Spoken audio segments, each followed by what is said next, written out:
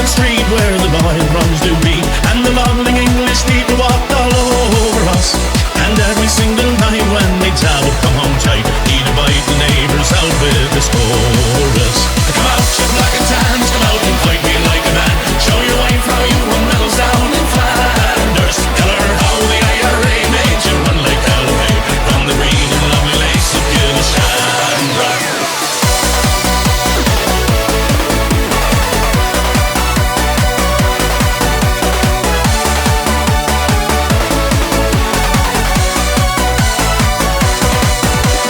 Tell us how you slew them old Arabs 2 by 2, like the Zulus they had knives, bows and arrows. Of how bravely you faced one with your 16-pounder gun, and you frightened all the natives to the marrow. Come out, you black and tans, come out and fight me like a man. Show your wife how you won medals down in Flanders. Tell her how the IRA made you run like hell away from the green and lovely lace of Gillishandra.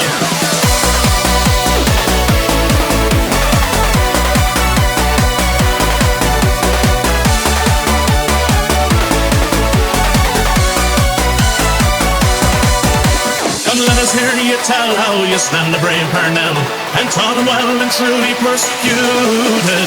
Where are the stares and jeers that you proudly let us hear when our heroes of 16 were executed?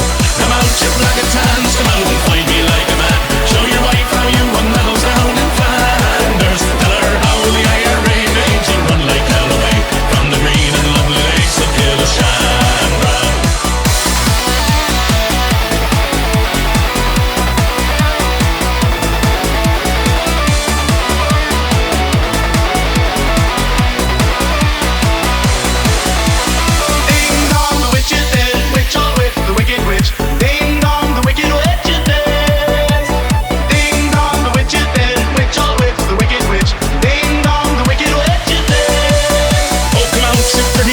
Come out and fight without your guns. Show your wife how you won medals up in Derry. You murdered 16 men and you'll do the same again. So get out of here and take your bloody army. Come out, you black and tans, come out and fight me like a man. Show your wife how you won medals down in Flanders. Tell her how the IRA made you run like hell away from the green and lovely lace of Gillishandra.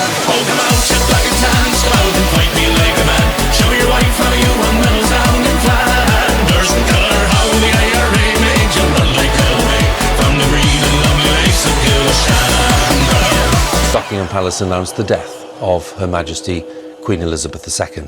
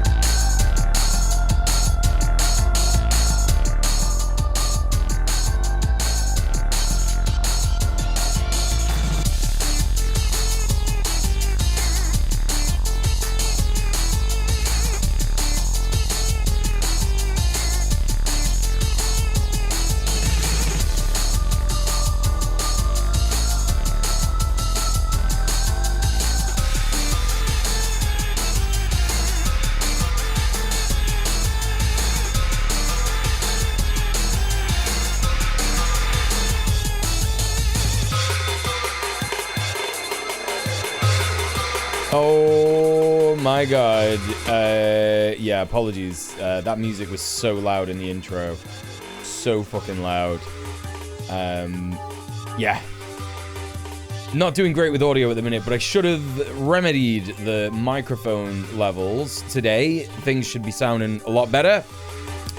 Hope everyone's doing okay.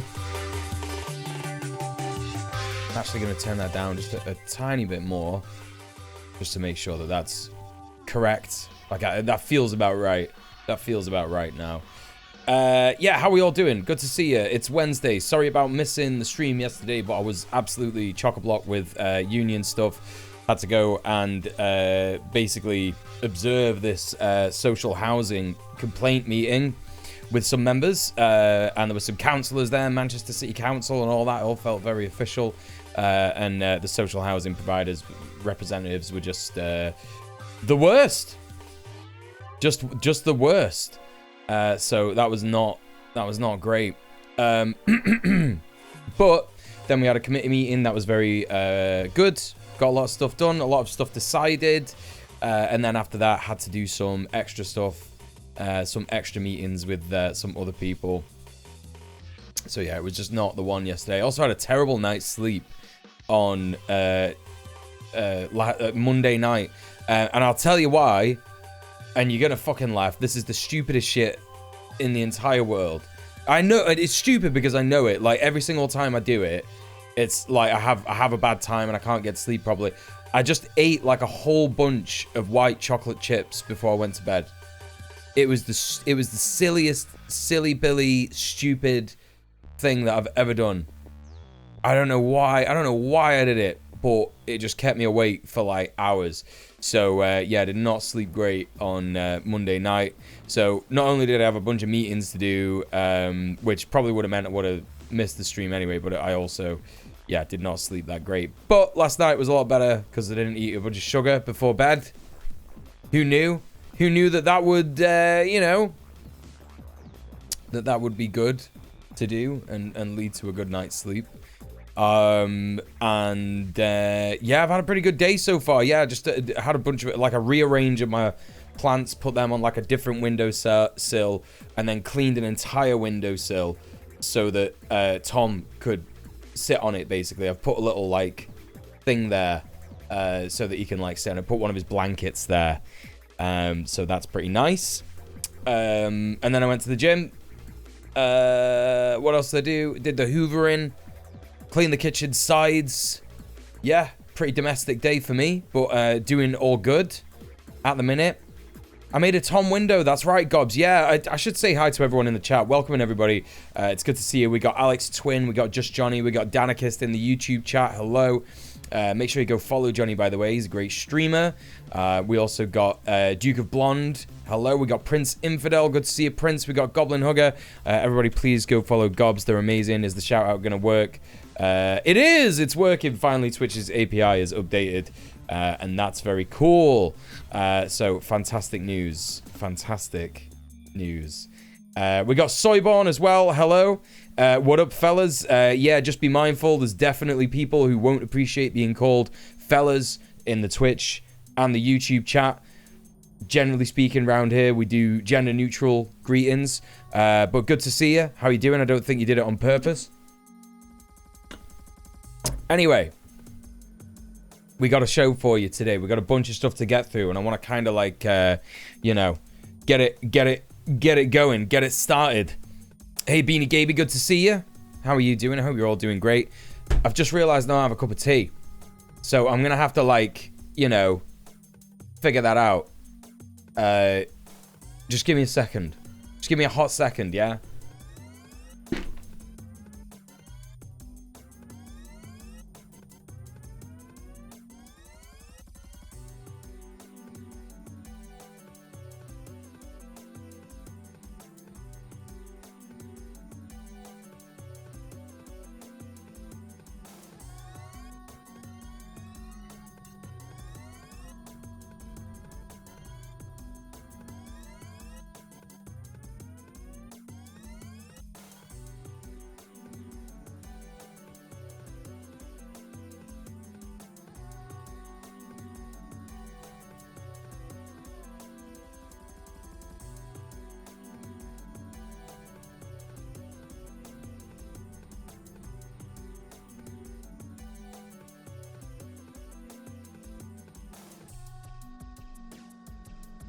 Okay, that's sorted. That's sorted. Go get that tea, yeah. Yeah. 12 cold seconds. Yeah, all right, no worries. Yeah, that is pretty cute. Having an E-date with your boyfriend at 7, watching Percy Jackson, that sounds pretty cool. Percy Jackson's the, like, Disney Greek god, something like that, innit? Something to do with the Greek gods. I don't know, never seen it. It's been a while since I've watched some, you know, really, really good movies. Actually, no, that's not true. I watched All the Aliens with Lena. I don't know if I told anyone. I think I told Tim on Red Planet. And Children of the Greek Gods, right? Yeah, that's what it is. Okay, yeah, cool. Yeah, I told Tim before we were getting ready for, well, when we were getting ready for Red Planet one week. So that was like 2 weeks ago, I think. Yeah, I watched like all the Aliens. Watched Alien 1, Alien 2, Alien 3, and Lena really liked them. Really liked them. We even watched Alien Resurrection, and that was just like such a joke. It's so funny how like it's just really bad. None of it makes any sense. It's just like absolutely bizarre. It's good in its own way, but it's just such a joke. It's like, what is happening? What's going on? So yeah, that's a bit crazy. But then I watched what's it? Prometheus with her. That's also got like some flaws, but it is still like very good. You know, it's like whatchamacallit,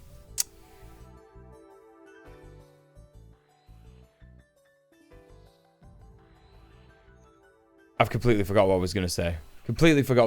Prometheus, it's good. It's got some things wrong with it. What's the thing that I don't like about it? There's kind of like a couple of different bits in the movie where the main character, Noomi Rapace, she's like talking to people and saying, why did you come here? But then at the start, it's kind of established that they're all just there because it's their job. They're just doing a job. They didn't make like a choice to come here. They're like, they needed money. It's like the first film, you know? So anyway, the series is a lot better than the movies. What are we talking about here? Percy Jackson or? Don't know. Prometheus could have been pretty much perfect. They made some of the characters so stupid. Why would that navigation guy get lost so easy? And why would the bio expert touch the snakes? Yeah. Those two things. Yeah, that's really silly. Yeah, I agree. It was really fucking annoying. Like, I was not a fan of those two bits in particular. And then, like, the fact that the captain, like, Idris Elba, like, he's not really, like, communicating to the guys who were trapped in there. Do you know what I mean? Oh, you're on about Percy Jackson. Right, gotcha. Okay, cool. Right, am I going to do something stupid? I'm not going to do something stupid. I don't know why I keep fucking doing this, chat. I keep, like, putting my fingers in hot tea to, like, get the tea bag out because I can't be bothered getting a spoon because in my head, that's, like, that's more washing up. I don't want to do that. I'm going to get a spoon. I'll be back in a tick.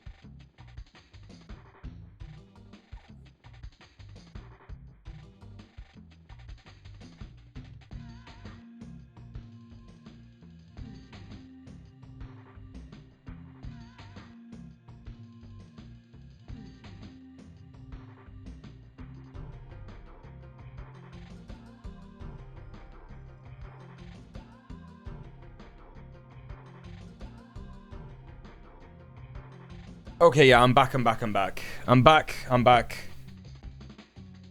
Taking the astronaut helm off on a creepy, weird planet. Yeah, no, that was so daft. But to be fair, he didn't get infected from that, did he? That character, what's his name? Holloway? He got infected because, well, I don't want to spoil it for anyone who's not seen it. But he gets infected in a different way. He gets something happens to him. Hi, Luna. It's good to see you. How you doing? Long time no see. Happy New Year, all that stuff. Merry Christmas. Happy Hanukkah. All that shit. How you doing? Good to see you. What else have I got to talk about? I've always got loads of stuff to talk about, but I'm just like, it's not like in the frontal lobe region. I'm feeling really good about getting back to the gym, chat, honestly. And like, it's crazy. I've only really been sort of solidly for like 2 weeks. And it's crazy. I'm actually seeing a difference in my body already. And I think that's like the muscle memory. Like, you know, I'm feeling the workout, so I know I'm doing the workouts good, you know, and it doesn't feel like I've lost that much progress. It's really weird. I'm definitely lifting less heavy, but like, whatever. Like, you don't need to lift heavy in it. You just need to lift like, so that it like tears your muscle fibers, and that's that. But yeah, it just feels really good. Like I even though I didn't work out, I didn't go to the gym, didn't do any exercise whatsoever for 6 months, I really did not feel, I do not feel like I've actually lost out that much. So I'm feeling really blessed about it, to be honest, chat. I have been getting like headaches that I think are related to fatigue. It's like, do you remember me saying, some people won't remember, like, but some people might remember, like, when I first got sick and I realized that I had like post-viral fatigue, which now I realize is not post-viral fatigue. It's post-exertional malaise, which is related to long COVID, essentially. So that's like, you know, pretty fucking shit. But like, I got like weird feelings, like a weird headache kind of thing. And it would come every time I would feel like very fatigued and what's the word? Just like tired, like I've not, like, feel like I've not slept well. Like, and when I went to the gym to try and go back to the gym, I felt like that like immediately, and it was really shit. So I have been getting like weird headaches like that a little bit, but they don't last long. They're not painful. They go away after a while. So, you know, I just kind of like work out one day, have a rest, work out the next day, have a rest, and that's fine. But like, honestly, like, other than that, like, just feeling absolutely great to be working out again. And melatonin is just like such a game changer for sleep. I know I had the bad sleep the other night, but that was literally because I was eating all that sugar in bed, like, you know, not even like an hour before bed, like literally just like as I'm falling asleep, like handfuls of this fucking like white chocolate chips just full of sugar. It's so stupid. I ate like a bag and a half. I bought them specifically to put in homemade cookies that I make that I know have less sugar in, so that if I eat a couple before bed, it doesn't fuck me up, innit? Do you know what I mean? So, just absolutely bizarre. Lacking magnesium, perhaps. You know, this is something that my partner said as well, but it's not that. I got long COVID in it. It like fucked my body up. There's, you know, like, maybe it is. Maybe it's like a lack of different like vitamins. Like my body can't produce it, or it can't like do other stuff and but like, I cannot stress to everybody enough, it's I don't have like a deficiency. It's not that. I was working out absolutely fine. I was looking the best that I'd ever looked in my entire life. Then I got sick. Then I got long COVID. And as soon as I got long COVID, when I thought I was better, tried to work out, fucked it up, started getting weird headaches. Yeah, not great. So yeah, that's that. But I've looked at this post-exertional malaise, and that is like, it fits the bill. It fits the bill, and that's like a thing that can happen from, yeah. But I appreciate you, you know, helping me out. I appreciate you giving me some advice. We've got some new people in the chat. Let's say hi. Valerie, lovely Italian. Good to see you. How are you doing? We got B-Rat. Great to see you too. And Mr. Dank, how are you? Yeah, one of the symptoms of long COVID is general fatigue in muscles or something like that. Yeah. I'd never do that. Puts another nougat chocolate in mouth. Listen, B-Rat. You can eat as much as you like. That's up to you. Hey, Middle-earth Marxist. Hello, incredibly beautiful in every way and sweet mule. That's the best thing. That's what everybody should be saying to me every day. Sometimes the sugar crash is the bump I need to get to sleep. Or that's how I lie to myself to justify bedtime sweets.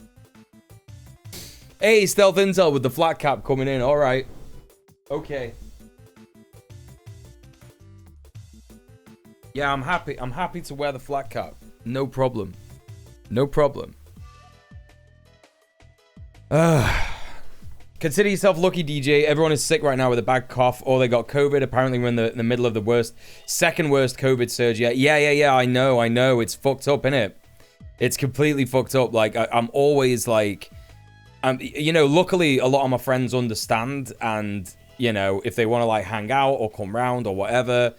My partner's, like, fully on board. Like, Lena totally fucking knows what's up with COVID and shit, And, so I'm lucky that I got a partner who isn't, like, willy-nilly stupid about it and doesn't give a fuck. So, very, very lucky in that regard. The flat cap will block the headaches, yeah. I ain't got a headache today. So I'm feeling good today. But I appreciate the thought, nonetheless. We're getting goddamn pneumococcus outbreaks here on top of everything else. Well, it's time to do some learning, chat. What's that? Pneumococcus. Never fucking heard of that, yo. Hey, Leslie Carlton, good to see you. Queen Pib! Welcome. How are you doing? It's good to see you. Everybody, please go follow Queen Pib. She's amazing. Pib, could you please make an effort to be on campus when we do a big in-person department stand-up meeting tomorrow? No. Yeah, fuck it off. Wear a mask, get vaxxed. You should. You really, really fucking should. Hey, Purple Apple, good to see you. My bet it's respiratory. Pneumococcal disease is a name for any infection caused by bacteria called streptococcus. Oh, it's like strep throat. Strep throat, yeah? Is that a streptococcus pneumoniae? Is a gram-positive spherical bacteria, member of the genus Streptococcus. They're usually found in pairs. Typically colonizing the respiratory tract, sinuses, and nasal cavity.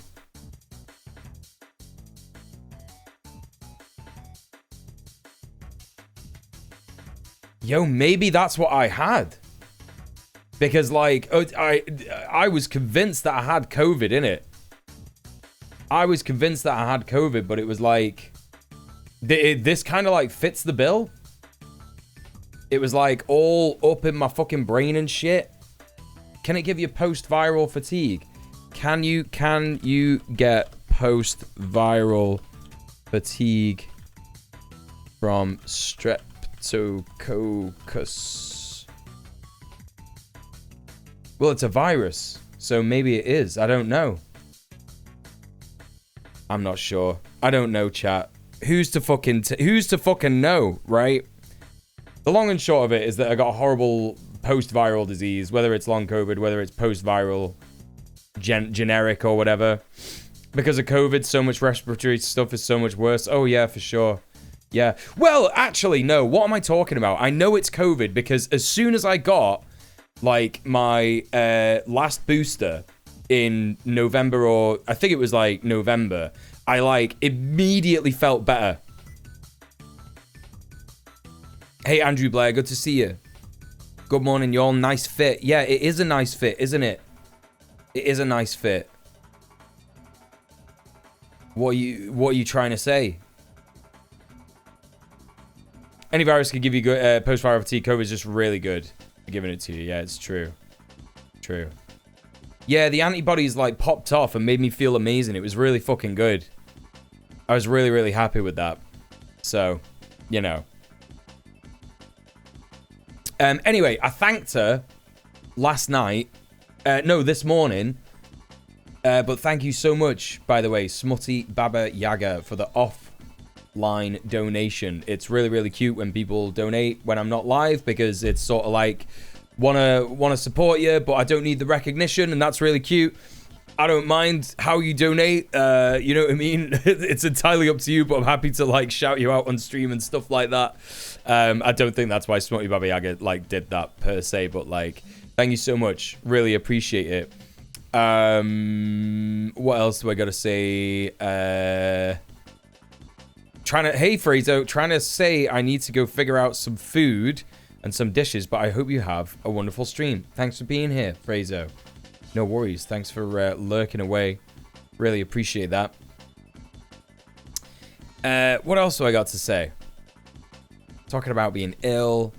Talking about getting donos off stream. Yeah, thanks to everyone who's like subbed on PayPal, by the way. Like, I still get those donos every month. And that's really cool. They don't add up to like the January living cost goal, which is kind of fucking annoying. I don't know how to change that. Maybe I can figure out how to do that soon. Oh yeah, I uploaded a bunch of VODs to the VOD channel. So VOD watchers, I'm so sorry if you're watching this today and you're thinking like, where have all the VODs been? You didn't even say it. You just uploaded a bunch of VODs and didn't say anything in the VODs. Yeah, sorry about that. I had like a big backlog. I used the time yesterday to upload a bunch of VODs. The time that I did have anyway. And I should be up to date with that now. I had to render a VOD on Premiere Pro because I accidentally like stopped the recording halfway through instead of pausing it. So that was a pain in the ass. But that one should be getting uploaded tonight. So there you go. VOD watchers are the backbone of this country. Many, many people are saying this. More and more people are saying this. Mr. Dank says, my brother just tested positive, but he isn't feeling too bad. Good to hear it. I hope he gets better soon. Did someone say they were sick earlier in the chat? Luna! Oh my god, can I get some love in the chat for Luna, please? Because Luna was saying that she was, like, feeling sick. Sending you lots of love. I hope you get well soon, my friend. It's no good feeling sick. I think everyone's a bit fucked up at the minute. Yeah. Stay safe out there, everyone. Anyway, oh, you went running in the snow. Yeah, that's not ideal. If you're not a VOD watcher, they throw you in jail. That's right. These days, if you're not a VOD watcher, they just throw you in prison. Let's get started with the stream. Everybody in Twitch chat, watch yourselves. We're jumping into the politics category. Put your hazmats on. It's time for us to begin the stream. We're doing Big Amy, big news. That's what we're doing. She's here. We're ready to go. Content warning for war and violence. That's mainly the thing that is discussed on Democracy Now! So be aware. We're going in hot. And let's hear what she's got to say. Welcome to Democracy Now!, democracynow.org. Hey, welcome back, Steph. How you doing? I'm Amy Goodman. Former President Donald Trump won the Republican primary in New Hampshire, defeating former South Carolina Governor Nikki Haley, who once served as Trump's UN ambassador. Trump won Democracy, by wow! percentage point. Oh, by the way, let me pin the link to the video in the chat. He got 54.5% of the vote. Haley received about 43%. On Tuesday night, Nikki Haley vowed to stay in the race. Well, I have news. Yeah, she's not gonna last, is she? I mean, this is pretty obvious. She's got like a terrible campaign slogan. Pick Nikki. Picnic, like picnic. What's that about? You know? I don't think Republicans like women. This is pretty obvious, right? You know what I mean? Hey Ed, how's it going? Watch some more. I think you should leave last night. TC Tuggers sent me after you brought it up on your last stream. Yeah, I mean, listen, that sketch is funny enough on its own. Oh yeah, I'm actually going to be doing a TikTok of that tonight after the stream. So yeah, check out my TikTok. You know. He didn't exactly Omega clobber her as much as she sucks. He's clearly not as strong as he was 4 to 8 years ago. Yeah, maybe. To Sounds awfully close to an Australian slur. Well, a British one as well, like an anti-black British thing in the US. Wait, why did you retract that message? What happened? Danikis, this is unacceptable. Do I get to see what the message was? How do I do that in YouTube chat? What's going on? All of them. New Hampshire is first in the nation. It is not. He's barely trying. In the nation. Mushy mush. Hi, Husker. How's it going? This race is far from over. During his victory speech, Donald Trump stood alongside two of his former rivals, South Carolina Senator Tim Scott and Vivek Ramaswamy. Trump called Haley an imposter and falsely claimed he'd won the general election in New Hampshire twice before, even though he lost. What? Trump called Haley an imposter and falsely claimed he'd won the general election in New Hampshire twice before, even though he lost to Hillary Clinton in 2016 and to Joe Biden in 2020. He just makes shit up. This is a great, great state. You know, we won New Hampshire 3 times now. Three. We win it every time. We win. God, he's so funny. Nikki Slaley is going to wreck him, you reckon? Very, very special place to me. It's very important. With his victory on Tuesday, Trump becomes the first How's the sound, by the way, chat? Republican candidate to win. You should be able to hear me clearly over Big Amy. Primary and the modern era as he moves closer to a rematch with President Joe Biden. He loves lying. He simply loves lying. On the ballot in New Hampshire's Democratic primary, but he still won the state as a write-in candidate. Biden didn't run in the primary after New Hampshire. When you talk, I can hear you. Buzzing. By the Democratic Sounds National good to me. Committee Good. to move its primary until after South Carolina's. Biden's final Sounds vote great, count buzzing. is still being tallied. Congressmember Dean Phillips placed second with about 20% of the vote. Marianne Williamson placed third with about 5%. You can see our interview Clear and with crumbly. her at democracynow.org. Sorry, I'm eating. We'll have more on the Got my primary. protein we'll bar. be going to New Hampshire after headlines. Gotta get them gains, Israel's chap. killed at least 210 Palestinians in Gaza over the past 24 hours as it intensifies its bombardment of the city of Khan Yunis.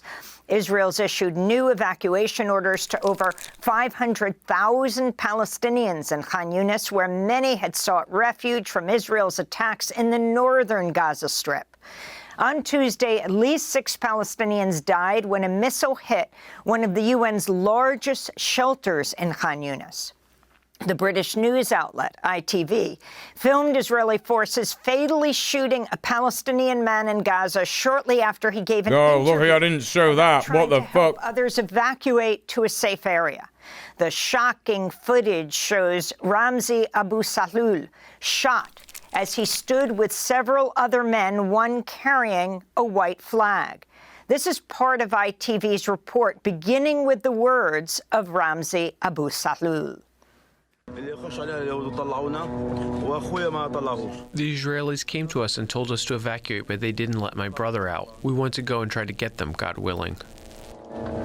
The interview complete, our cameraman walked away.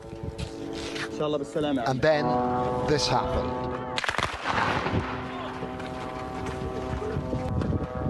The interviewee had been shot and fatally Almost like the wounded. thing we've been saying is happening is happening. Placed their flag on his chest. As he was carried away, the white flag was turning red. At the United Nations, Secretary General Antonio Guterres reiterated his call for a Gaza ceasefire. The entire population of Gaza This is fucking shit's useless. at a scale and speed without parallel in recent history. Nothing can justify the collective punishment of the Palestinian people. The UN Secretary General went on to criticize statements by Israeli Prime Minister Benjamin Netanyahu and other Israeli leaders opposing a two-state solution. Last week's clear and repeated rejection of the two-state solution at the highest level of the Israeli government is unacceptable. This refusal and the denial of the right to It's just such a the joke. Palestinian people. This is why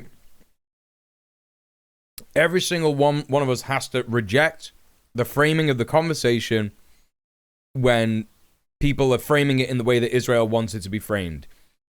Israel is constantly talking about defending itself, constantly talking about how it needs to, like, you know, it's always under attack. And, you know, they were the ones who went there and invaded. So actually what's happening is the Palestinians are defending themselves. Every single Palestinian is defending themselves. Like, we cannot, like, we have to reject it. We have to reject that shit. Like, this is like the real litmus test for the world. Like, people have said this before, you know. It's similar to, like, you know, World War II, right? It's similar to World War II. It's like, what would you have done if you'd have seen what was happening to Jews in World War II? What would you have done? Would you have just not said anything? Would you have, like, framed it as, like, oh, well, the Germans need to protect their interests. The Germans need to protect their land, and their, you know, they can't have, like, inferior races, like, chilling around on their land. You know, would you have done that? Would you have said it? Would you have called the Jews terrorists and communists and controlling the world and all that? Or would you have done the right thing?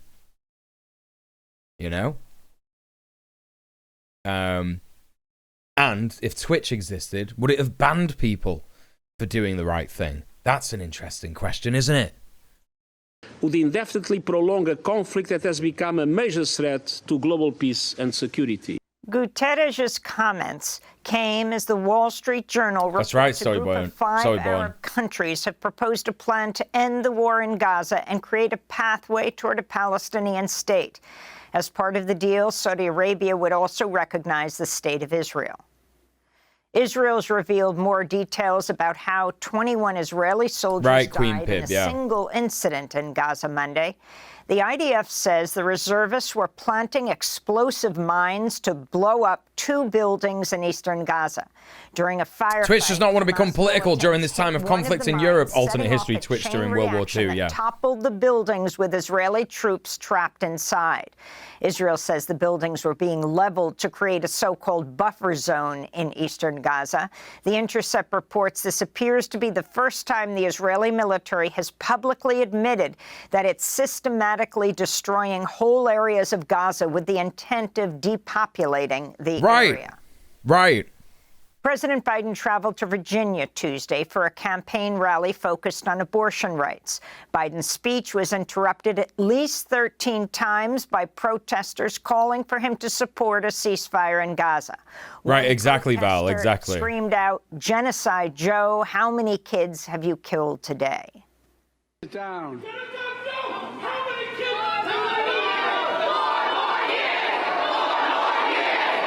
Oh my God, look at these fucking drones, man. Look at these fucking drones. 4 more years, 4 more years, 4 more. Yeah, 4 more years. That's what they're saying here is like 4 more years of genocide, bro. 4 more years of killing kids. The answer to that is not actually an answer, is it? They're just going 4 more years, 4 more years. Like, come on, man. I'm actually surprised. I'm actually genuinely surprised that there's no, like, people in hijabs here, because, like, I would have thought that, like, maybe Joe and the Democrats would have, like, tried to pay a bunch of, like, Arabs to come and, like, you know, like, diaspora Arabs, American Arabs to, like, you know, come and stand behind him. But I guess if they tried, they still fucking rejected it, which is based. You know? Alright, Duke of Blonde, thanks for being here.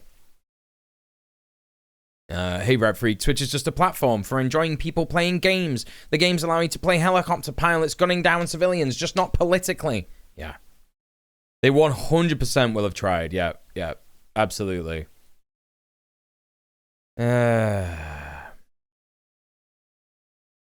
There's far-reaching consequences, the kind of which would be irresponsible to speculate about in a Twitch chat in 10 to 15 years. These people are going to conveniently forget what set it off. Hey, Echo Baz, good to see you. Yeah, 4 more years sounding like a threat. sounding like a threat. What sucks is we need those drones to keep out Trump, who would sadly be worse. What a joke. Okay, look, you know, I don't think you're being like as bad as like some of the libs who come in here. So like, I'm gonna throw you a bone here. I'm gonna like tell you about how we should be like looking at this, right? If Donald Trump decides to do some kind of ethnic cleansing in America, right, then the only difference would be that he's doing it in America, right? That's the only difference. I think like everybody needs to understand that. Everybody needs to understand that. The Democrats are basically saying, look, if you don't vote for us, then you're gonna get Trump, and he's gonna kill Arab. Joe Biden said it. I heard Joe Biden say it on like a news thing last night. He was saying like, people were saying, what do you think about all the Arabs like defending the vote? Using the vote to say like, we're not going to vote for you because what you're doing in Palestine, like you're supporting Israel.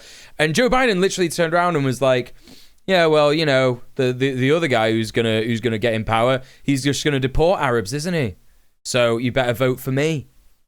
Like, what kind of a fucking answer is that? Yeah, interesting signs. Absolutely fucking none of them understand that, like, they've been in power for 4 years and they've not done anything.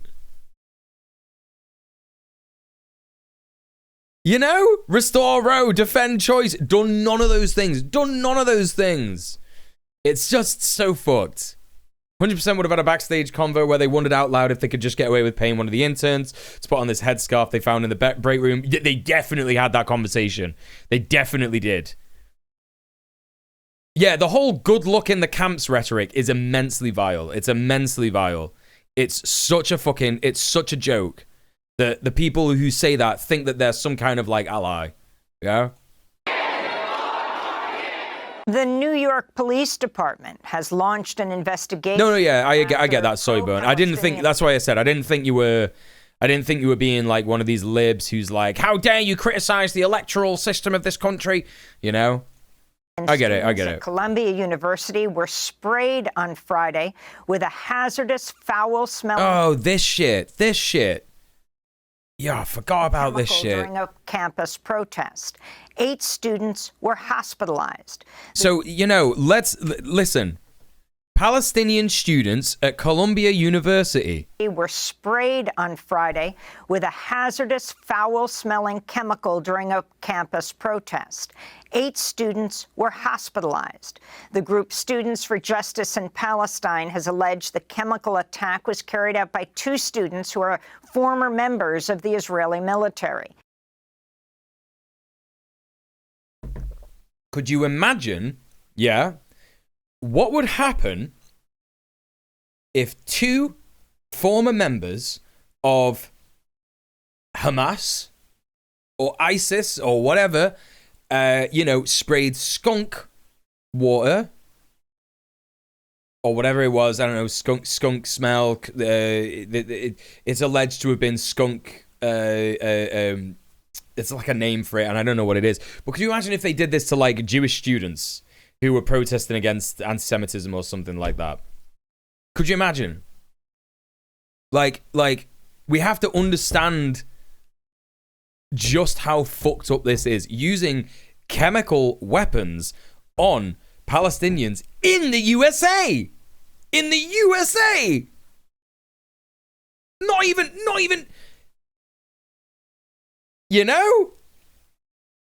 even just non-Jewish Zionists. Yeah. Could you imagine the uproar? Could you imagine? Completely insane. Good God. Is it the same stuff the IOF uses? I don't know, but like that stuff that Drew was talking about on Red Planet, like the stuff that they spray people with so that they know, because like the smell stays on them. So if they've been protesting or whatever, they spray them with it, and then they fucking like find out where they live, and then they take them away, put them in prison and shit, Through all of this, the Democrats still believe supporting Israeli genocide will cost them fewer votes than opposing it. Right, yeah. Yeah, it's mad. No arrests have yet been made. The U.S. military's carried out strikes inside both Yemen and Iraq as fears of a regional war in the Middle East grow. Iraq? Just blowing up Iraq? What's Iraq got to do with it? In Iraq, the U.S. hit 3 sites connected to a militia with ties to Iran. Iraq's national of course, it's all about Iran. It's all about Iran. Araji condemned the attack, saying, quote, the U.S. should pile on pressure for a halt to the Israeli offensive in Gaza rather than targeting force of habit of an Iraqi national body, unquote. Like, you know, the U.S. is like, we're doing this to try and prevent a wider conflict. Do you remember the last time that, like, you know, countries were getting involved in other shit to prevent, like, a wider conflict? Yeah, this is World War III shit. We're already kind of there. It's already kind of happening. It's just kind of like slid into it, you know? Just no one's really admitting it. Just absolutely fucked. The Israeli forces do not only use it to suppress protests, they also deploy it for collective punishment. Skunk trucks pass through Palestinian neighborhoods, spraying buildings in retaliation for local residents protesting apartheid. Right, yeah. They fucking shot a US-Palestine kid in the head. Yeah. No, it's true. Yeah. Iraq keeps asking the United States to leave. America disagrees, so for some reason, Iraq's attacking their own country. Yeah. US whole ass wants Iran to forget about cooing Mossadegh. Yeah, definitely. Meanwhile, definitely. The U.S. bombed Yemen again earlier today, targeting what officials described just one more bombing, yo. Ship missiles. This comes as Houthi forces continue to target commercial ships in the Red Sea and the Gulf of Aden as part of the Crystal. campaign Yeah, to that's pressure right. Israel to halt its assault on Gaza. A Russian transport plane reportedly carrying 65 Ukrainian prisoners of war has crashed. Yeah, is it working, bro? Russia's Is it working? Region near Ukraine. According to Russian media, all 74 people on board died. Russia's foreign ministry has accused Ukraine of downing the military plane, but provided no evidence. Ukraine said it's investigating what happened and has accused Russia of, quote, carrying out special information operations directed against Ukraine. The crash comes a day after at least 18 Ukrainians were killed and 130 were injured as Russia fired a barrage of missiles at several cities, including Kyiv and Kharkiv. Ukrainian President Volodymyr Zelensky said 130 residential buildings were struck in the attacks Tuesday. Mental. In other news from Europe, Sweden... And you know, all this is a result of, like, the US... just giving more and more money to Ukraine, like, yeah, you gotta bomb the fuck out of Russia, bro, like, keep doing it. Instead of, like, fucking, like, every single country getting involved and trying to, like, do peace talks, you know? Like, it just seems that wherever the US is involved, if there's any kind of situation where, whether it's, like, a genocide, whether it's a conflict or whatever, the US would rather, like, keep that shit going than try and initiate some kind of ceasefire, you know? Initiate some kind of ceasefire, some kind of peace deal, some kind of peace talks. It's like such a joke. Closer to such a joke. The NATO military alliance. On Tuesday, hey, the content Turkish sniffer, what's up? Voted to finally approve Sweden's membership. This leaves Hungary as the only. By the way, if you're on YouTube, if you're watching the stream on YouTube, make sure you like the stream. It boosts me in the algorithm, gets more people over here. Yeah, helps me out.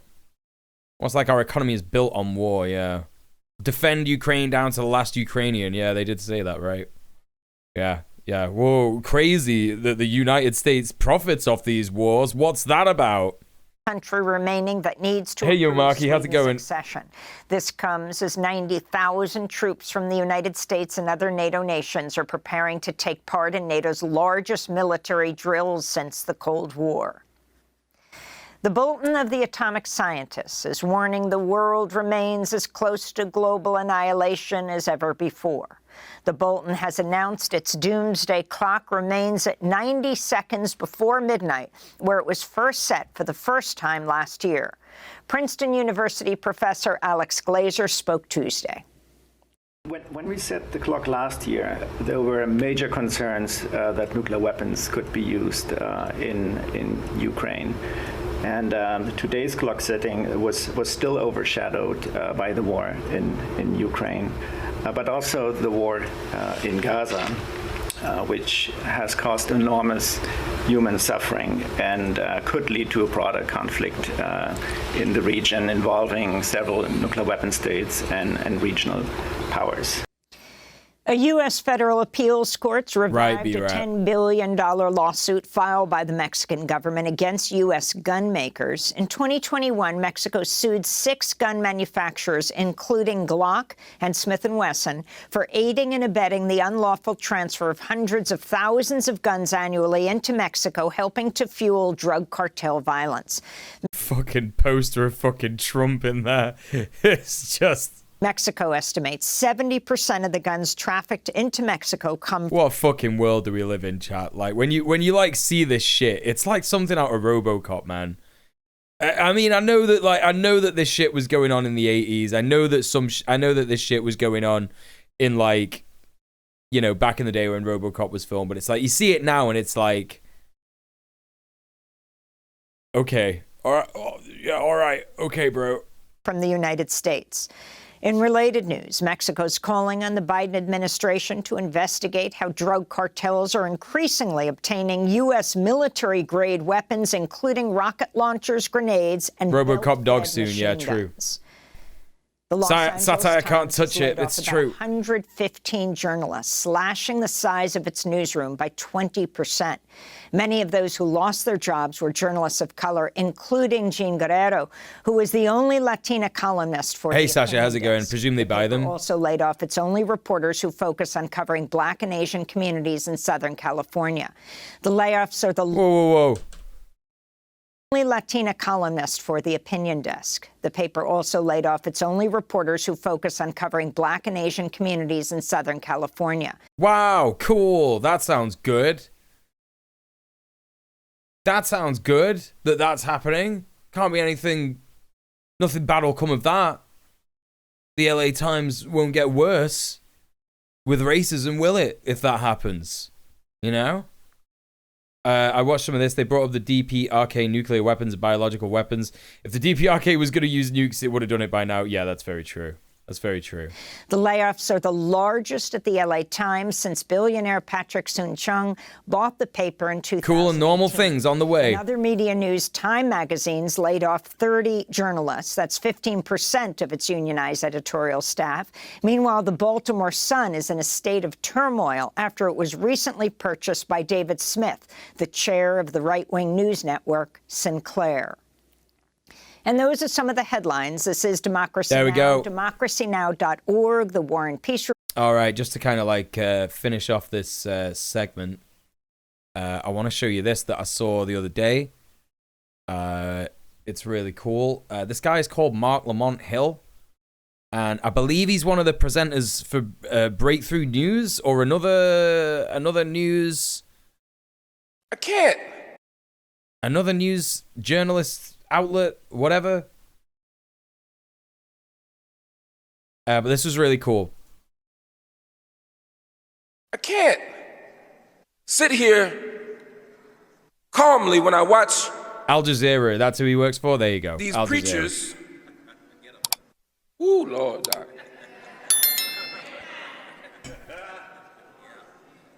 And these bourgeois hey, Gumba Master. Negroes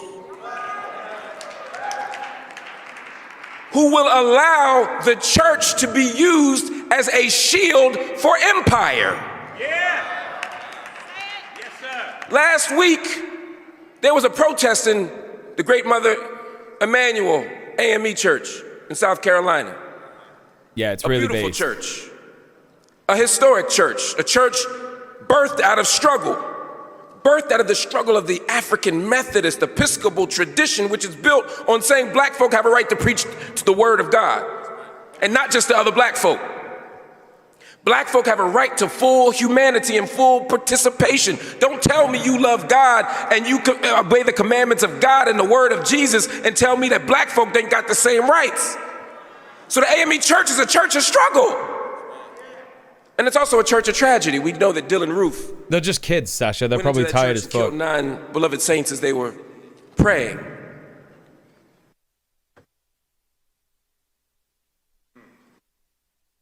So I was a bit struck last week when I saw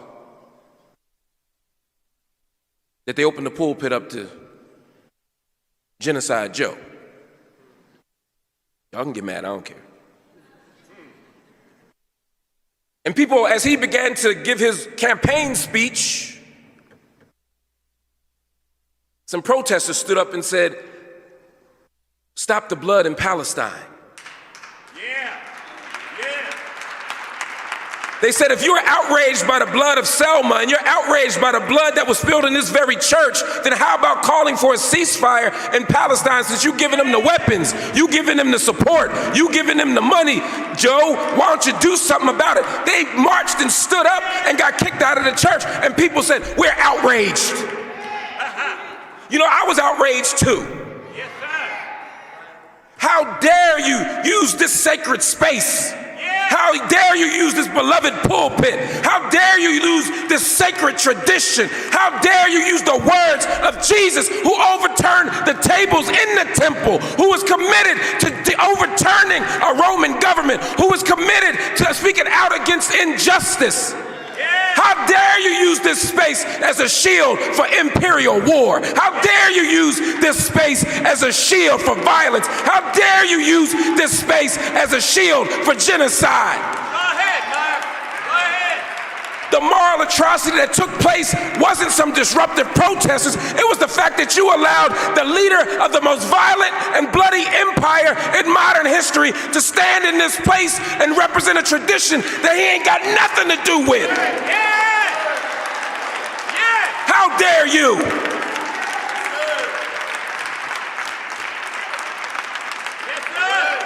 Based. Super based. Yeah, Mark Lamont Hill there, just saying it how it is, really. Really fucking cool. That's one of the same churches where that happened, I think. Or it might not be. I don't know. One of them. I do not like when people take long breaks between words so much. Okay, all right. What you fucking doing in a Twitch chat?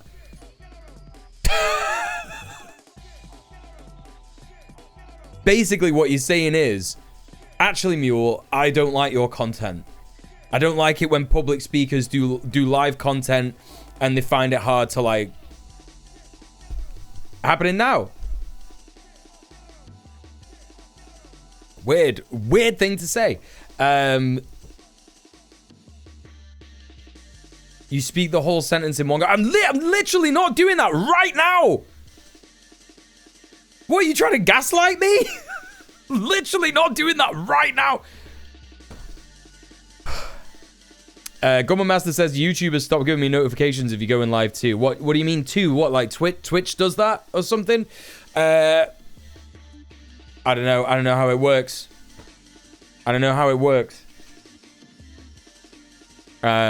Look, public speaking is difficult. Public speaking is difficult. I've done it before. You know, I've spoke at protests. I speak out every day here on the stream. You know, I've been practicing this for 10 years. You know, doing YouTube, doing Twitch, you know, it's just like an odd thing to say, you know. Mother Emmanuel, an AME church where 9 people were murdered by Dylan Roof during a prayer service. Yes, that's right. That's right. Blood was spilled in the church. Yeah. Never get Twitch notifications of you or Conrad or the Red Planet channel. Well, Red Planet doesn't stream on Twitch at the moment. Streams on YouTube. So get on the notifications on that. Anyway, chat, listen, we're going to finish the video that we started the other day. And that is children in an era of hyper-individuality and late-stage capitalism. Thank you for the follow, if that was what that was just then.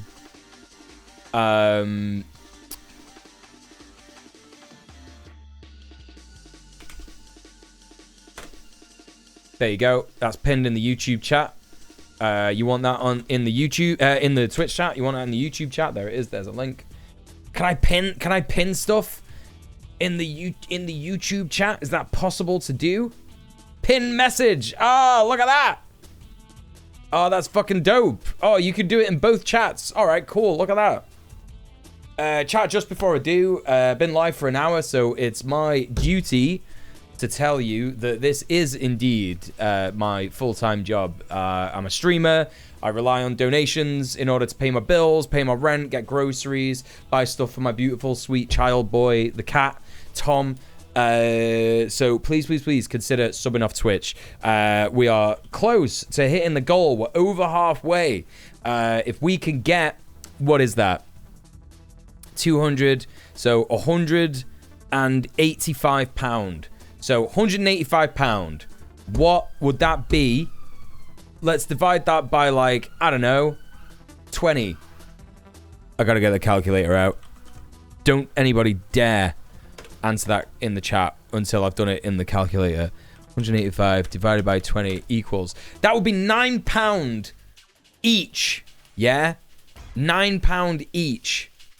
So if 20 people pass through and they donate £9 each, we will hit that goal. It's possible. It's doable. And of course, it means that we will be unlocking the next bonus stream, which will be me and my partner Lena. We will be playing some games in the lounge, some retro games. It's going to be like a lounge living room stream where we just like play Mario Kart 64, Super Mario, Mario Tennis, maybe Mario Party. We just have like a fun time and hang out. Don't forget, we've also got movie night this weekend. We've got double feature movie night. Double feature movie night is this week.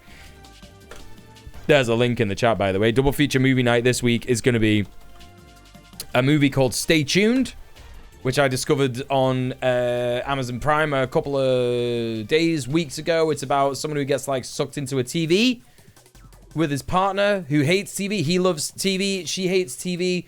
It's very weird. It's like one of these mad 80s thing. It's got, what do you call it? Jeffrey, what's his face in it? The guy that's in Beetlejuice. He's the dad. I can't remember his name. He's the principal in Ferris Bueller.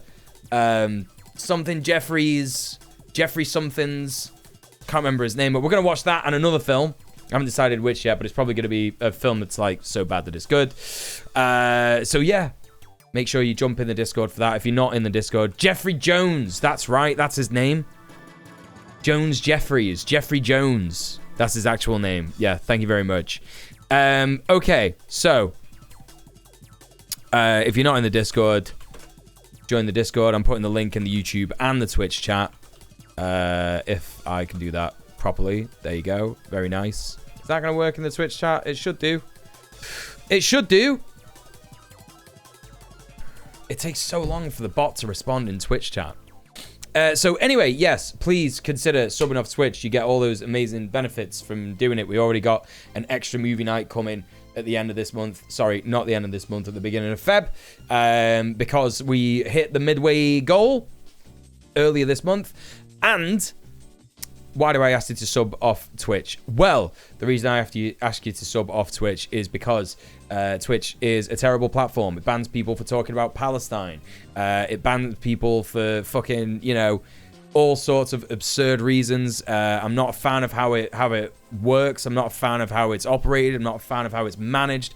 There is like systemic sexual abuse at the heart of Twitch, sexual harassment, that kind of stuff. It's like a boys' club. So yeah, I don't like to support that platform. I stream on it because I have to, because, you know, what's the other option? YouTube, which is just as bad in a lot of ways, isn't it? So please consider subbing off Twitch and YouTube today. In the meantime, chat, I'm going to hit the toilet real quick. Make sure you stretch your legs, use the bathroom if you need to, take your meds, get some food, hydrate. I'll be back in a tick. Don't go nowhere. Get my phone.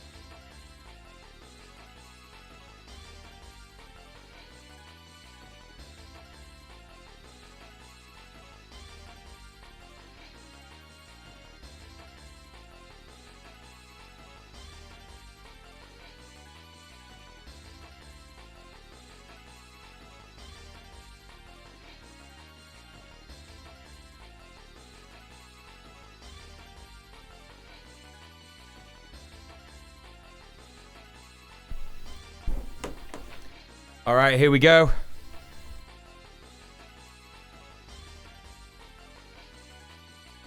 Hey, Fab Forward, good to see you. Welcome in.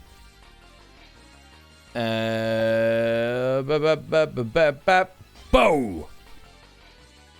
Chat, we're gonna resume watching the video that we didn't finish on Monday night, which is pretty good. It's by Cheyenne.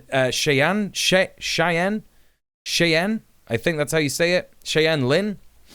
Really, really cool. Did I already pin the thing?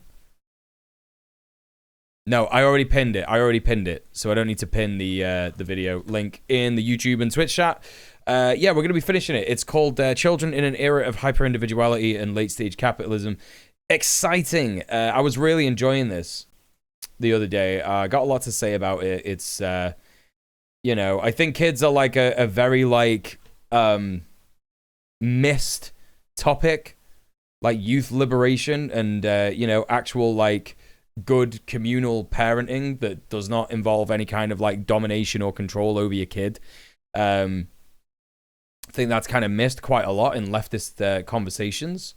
So yeah, happy to be watching this. We're basically at the point where she's kind of like running through a bunch of sort of like stuff regarding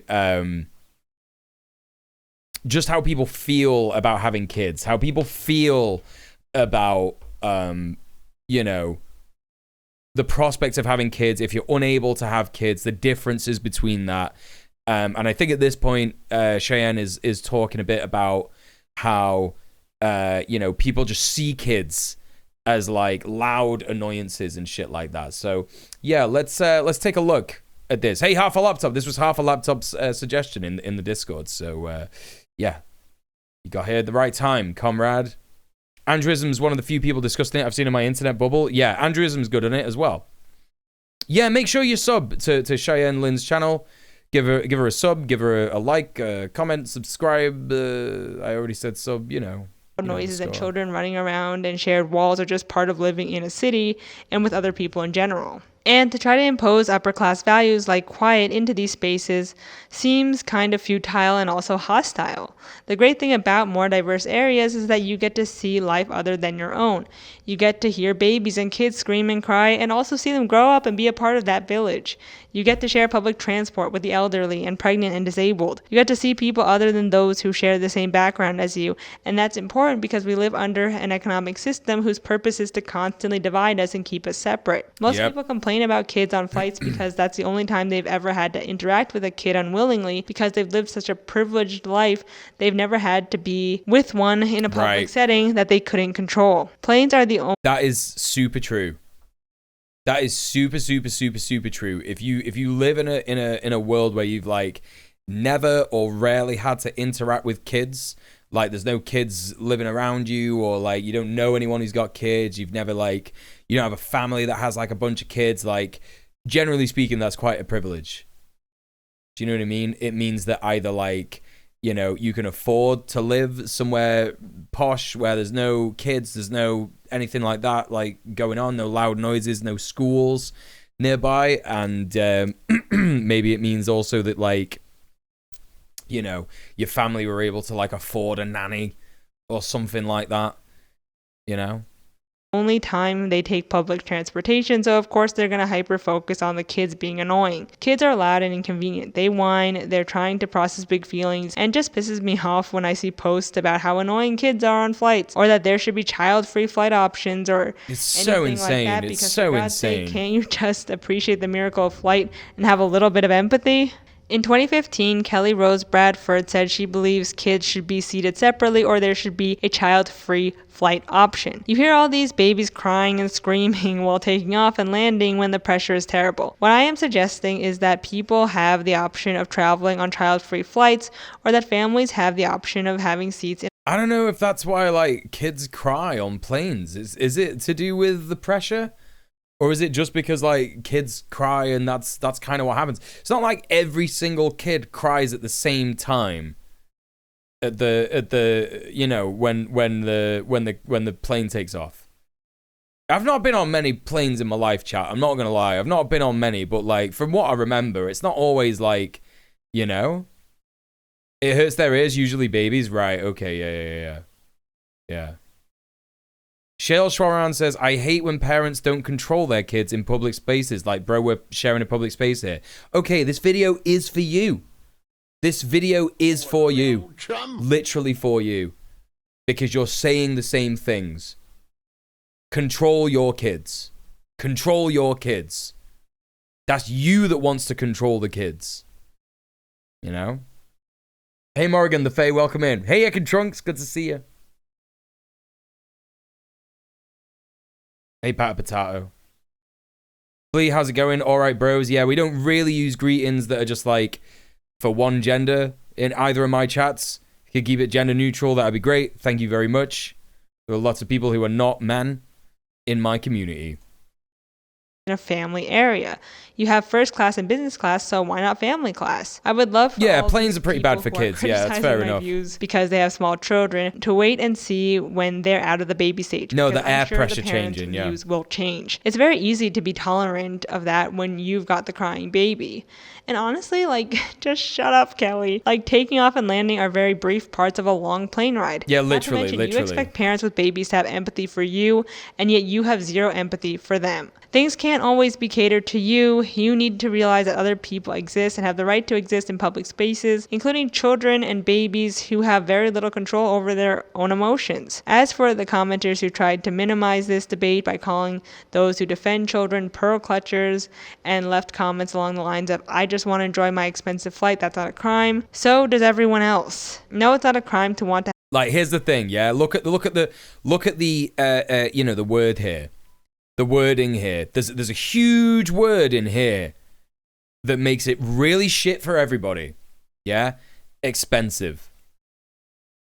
Most people are like not mad at kids. Most people are mad because they live under capitalism and they want to take it out on someone and its kids. Yeah? Good morning, NBs, and no one else. That's right. Have a personalized flying. And also, you're right. Like, you know, B-Rat, like, you know, when people have like community areas, third spaces, like church, or somewhere to go where, like, you know, you're able to like have a community center and you know, chat to people in your neighborhood, chat to people in your area, you're going to experience more and more, you know, kids, people of different backgrounds, people of different cultures, etc. And then it becomes normalized and it's like, okay, sound cool. You know, that kind of stuff gets a bit more like tolerable because what you realize is that like actually being like, here's the thing, like people who hate kids always forget that they were a kid. You were a baby once. I guarantee I'm not like 100% sure on anything. Yeah. In this world, whether we're talking ideology, material analysis, activism, stuff like that. I'm not 100% sure on anything. But one thing I am 100% sure of, yeah, is that every single person here was once a baby.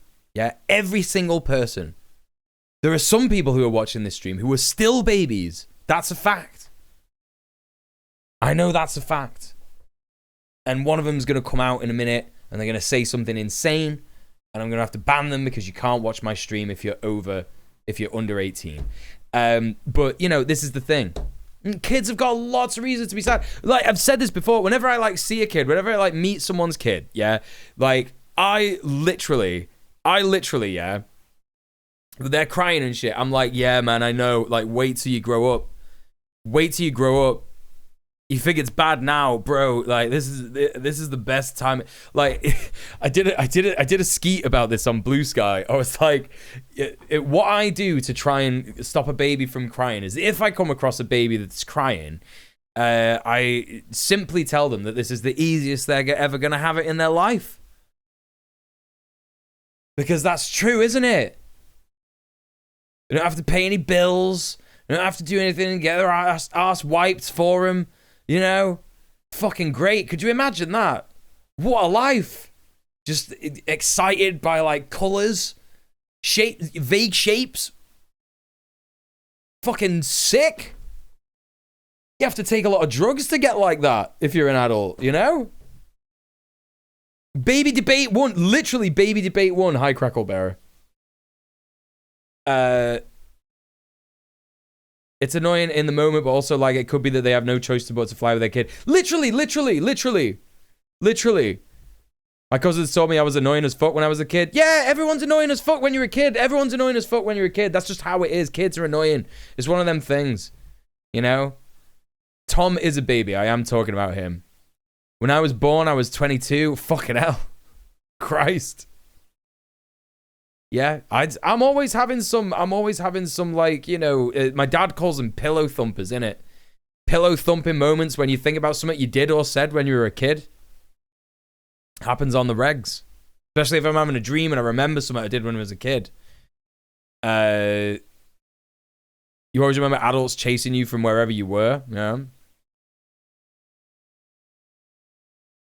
Bad is kind of missing the point. Wait, what? GeForce Game Ready driver is available? Okay. Oh, Huskadu says, I was bad on planes as a toddler because I had weak eardrums. Pressure at altitude was physically horrible, painful. I remember that. I was on a kid when I was a baby. I was on a plane when I was a baby. For sure. I remember that shit. I remember what planes are like when you're really small. Yeah, it's fucking shit. Yeah, you'll be loud, innit? I think my life got a little easier as I got older because I used to be afraid of balloons and now I'm not. Now, but you say that, but you're jaded. You're jaded by the adult experience. And I'll tell you why. Because wouldn't life be more exciting if you had an extra nemesis? And that extra nemesis was balloons. Some people are still scared of balloons.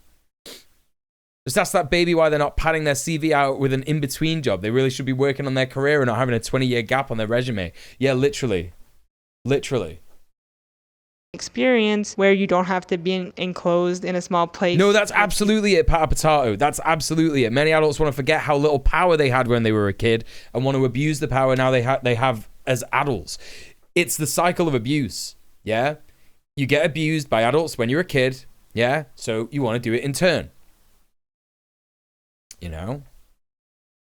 People you don't like. Imagine going on That's why holiday it's as a already kid that so needed hard. a plane. Best we got is Haven Holiday Parks. It was £1 with a copy of the Sun newspaper. Yeah, exactly. I was very privileged to be able to like go abroad with my mum and dad who pretended to still be together even though they were divorced, and then I found out and it was the most distressing thing in my entire life. So there you go. Can you not go into it with an entitled attitude? You're probably one of those people who get up as soon as the plane lands and pushes your way past Crystal. everyone else to get to the front before the plane even reaches the gate. But I get it, hell is other people, but we as humans are also social animals for the most part, and it honestly does scare me how antagonistic we're getting towards one another, whether it be children or adults, because people at the top have been able to live such highly curated lives. On May 1st, 2023, yeah, very Jordan true. Neely, a 30-year-old black man, was choked to death on the subway because he was inconveniencing people by existing on a train. That's the world we're living in right now. A few commenters did rightfully point out how autistic people and people who are neurodivergent, who have sensory issues, do need to have a safe space. That's literally what this video is talking about, with Mr. loud Dank. noises and screaming, and I'm not here to attack them. I actually think one commenter put it well when they said there should be quiet sections on planes that are sealed off for people who need that separation due to health Wait, issues. how do we save lives with helium? What do you mean? Echo Baz just said in the chat, in a way I'm afraid of balloons because I've heard that we've almost run out of helium and we're still using them to blow up balloons instead of save lives. What do you mean? They wrote, I think a better alternative would be to have a quiet section on planes for people who need that separation from potentially Helium is a gas used for medical conditions where there is a need for increased oxygen intake, such as upper airway obstruction in asthma and COPD. No way, I didn't know that. Every day is a school day. Thank you for helping me learn. It's a finite resource. Yeah, sounds like it, yeah. Used for really powerful magnets. Also used in MRI machines. No way. That's crazy. It's finite. You don't get any more helium. I guess that's true, right? I guess that's fucking true. noises. For example, I'm autistic and also get chronic migraines, so even paying a little extra to know I will be in an area where I won't hear any screaming children is nice. It's not their fault, but I also don't want to be having a 14-hour panic attack while being in agony. It's not super accessibility friendly having to pay extra, but also nothing about planes are accessibility friendly, so I also think it's important to mention the fact that some toddlers and little kids are also on the spectrum and have sensory issues too, and need to be considered. Yeah, I'm really kind of like sort of done with these arguments. You know, like, we need to oppress X person because I don't like it and it fucks with my neurodivergent shit, right? Like, genuinely, I could say that about so many situations being ADHD in it. Do you know what I mean? When I speak to another person with ADHD, it fucks my head up. Because they can't stay on topic, especially if they got it really bad. They can't stay on topic. It's like they're constantly like losing it, and I'm like desperately trying to like stay on topic myself, and I find it really hard to do that in general. You know, like I'm just not here for it. I'm not fucking here for it anymore. You know, I understand it to a degree. To a degree, I understand it. Like if it's super bad, totally get it. But there's got to be another way around it than to be like, no more kids on planes. Yeah? Like, there's got to be another way around it. You don't just be like, right, no more kids on planes. That's the end of it. And again, that person also said, like, it would be more expensive for me to, like, afford that flight. So what are we solving? What are we fucking solving with that? Nothing. Actually nothing. Hey, Ori, good to see you. We could, in theory, harvest helium from the moon. Yeah, gonna stop you there, bro. Gonna stop you right there, B-Rat. Considered. Next, there's the complaint that parents don't know how to control their kids on flights. But here I'd just like to say that little kids who still are I didn't say that, did I, Sasha? Big emotions like fear and anxiety have age-appropriate I literally didn't say every autistic person is advocating to kick kids off planes. I didn't say that, did I? Downs on flights, and no amount of parenting can fix that. In a lot of cases, you just kind of have to ride it out and validate their big feelings, and it's just unreasonable to expect them to just shut up. Parents, but adults in general, need to manage their own expectations. Okay, fuck off, Sasha. I'm fucking tired of you. You're fucking winding me up today. From the fucking second that you came in and you said, hello, lil guy, I don't know what the fuck it is with you today. And then you're talking about, like, a black guy talking in church, and you're saying he sounds like Obama. Yeah, nah. I don't like the vibe. I don't know what the fuck is going on. I don't know what the fuck you're fucking doing here today. But you did say that I fucking said that. You did imply that I fucking said that. And this isn't the first time you've done this, yeah? So do me a favor. Calm the fuck down. And stop trying to fucking gaslight me in my own chat, yeah? It's the second time you tried to say that, like, I've not said a thing or I've said a thing, and then you've said that you've not done that. Like, fuck off. Give me a break. I feel like every problem caused by kids on planes can be solved with noise-cancelling headphones. Yeah, defo. Hey, Andy, how's it going? Welcome in. Good to see you. Am I so out of touch with grass? No, it's the kids on planes who are wrong. Exactly, yeah. Exactly. I feel kind of socially blind when talking to someone without autism. It's hard for me to take temperature in conversation. I know if I'm doing something accidentally making someone uncomfortable, try and ask people often to tell me if I make them uncomfortable. Yeah, but I think like a lot of that is like the way society tells autistic people to mask, right? You know? Anyone see the video where the grown man cried back at the kid who was crying like it was normal behavior? Oh, what? Like, what? What? Like, in a good way or a weird way?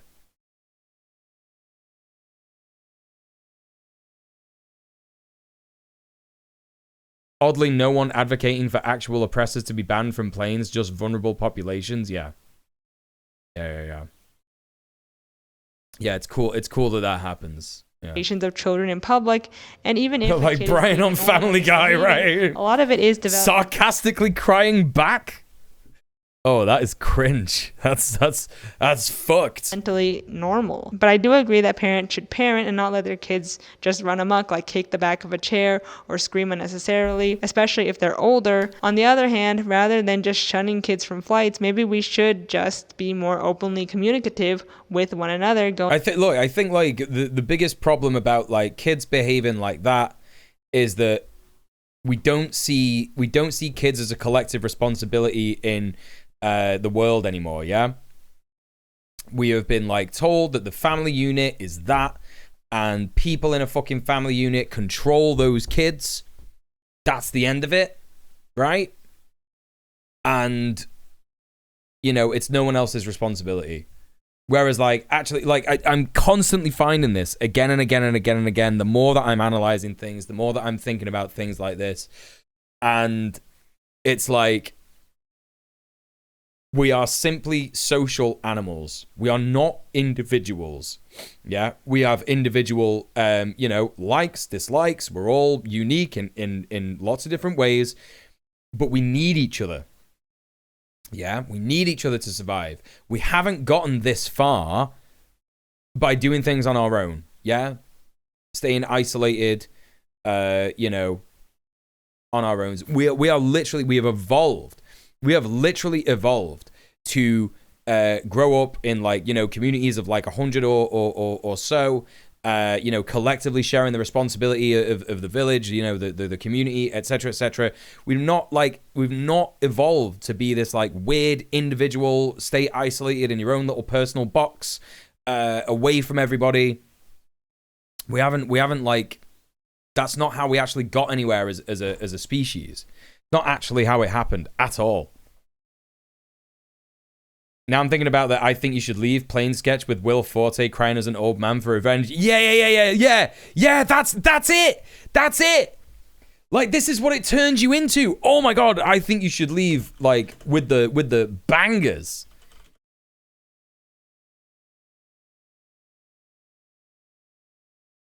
The bangers.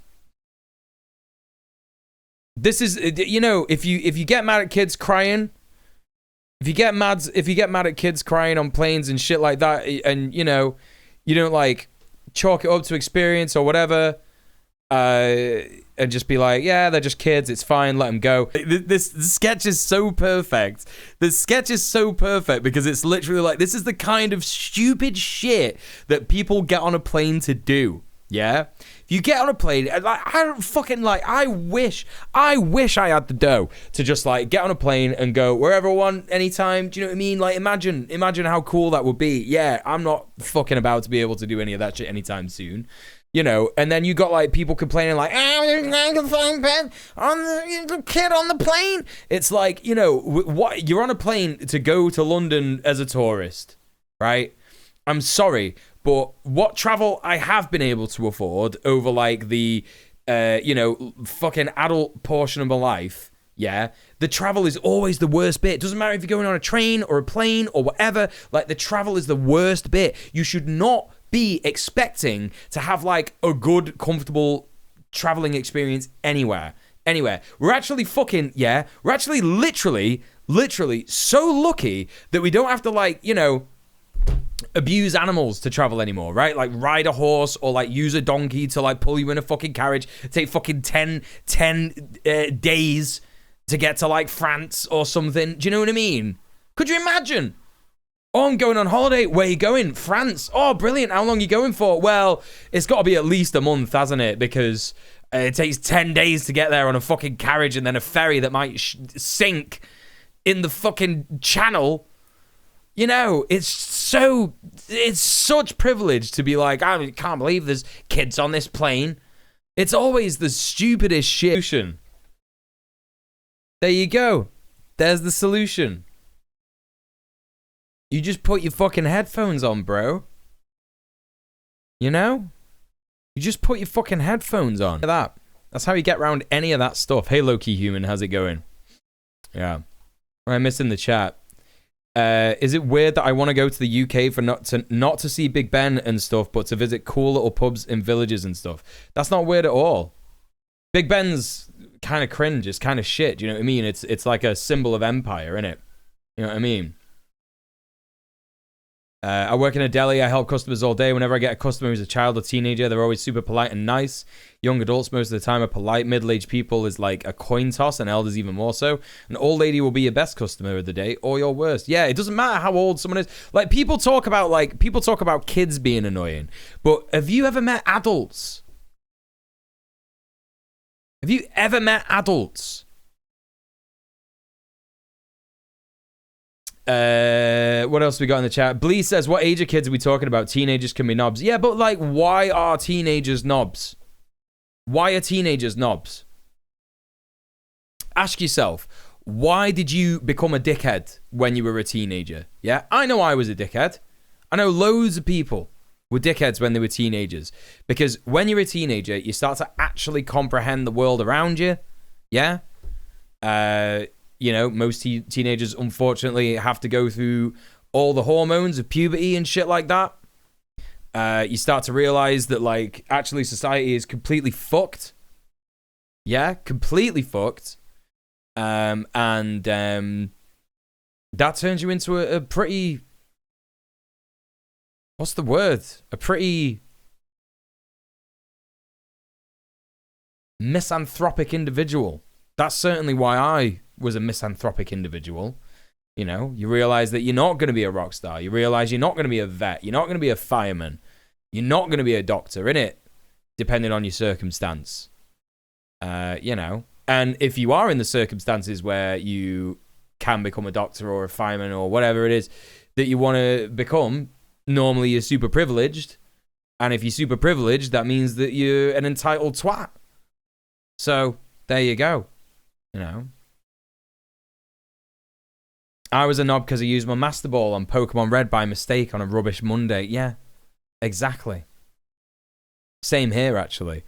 Soyborn says, I've seen worse male Karens, I suppose. Okay, yeah, look, I know you're not doing this on purpose, man. I know you're just, like, saying whatever, yeah? But, like, think about it. Think about what you've just said. Male Karen, right? People use the word Karen, right? First of all, Karen used to be a word that, like, black people would talk about white women doing, like, racist white woman feminist shit, right?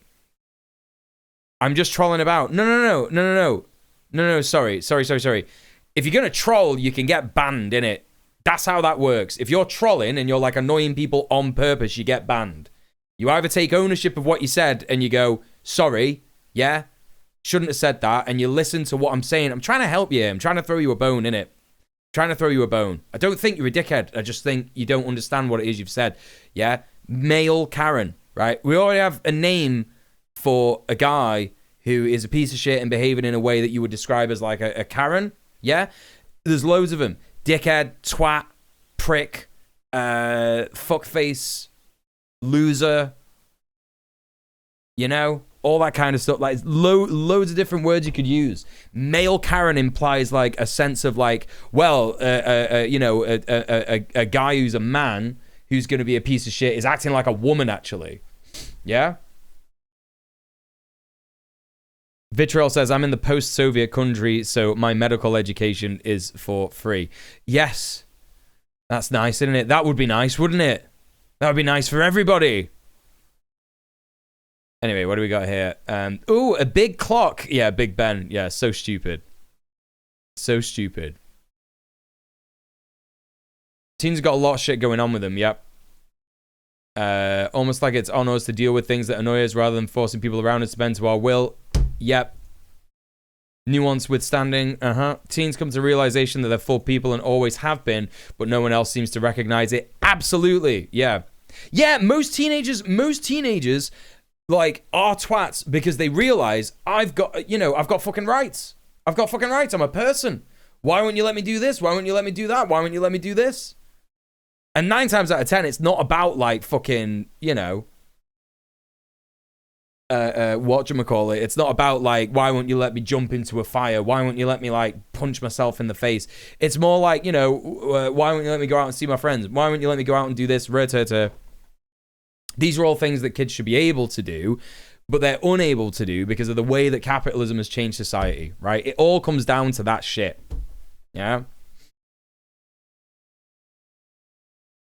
British, I know, yeah, it's a joke, isn't it? Hey, No Rain, welcome in. It's not all bad. The bus only costs £2 now. What the fuck are you talking about? What are you on about? Where are you getting a bus that's £2? Excuse me. Most often I was just an asshole to people trying to impose arbitrary rules on me when I was a teen. Yeah, same. I rebelled the most against my stepdad because he was a twat. Sorry if you're watching, Robert, but you were a twat. You were an horrible fucking parent. Very controlling, not cool. I doubt he's watching the stream, but anyway, Hey, Game and Wolf, welcome to the stream. Hope you're doing good. Thanks for the lurk. Yeah, teens are dealing with the height of the worst of the education system. We just accept that it's normal and fine. Absolutely, yeah.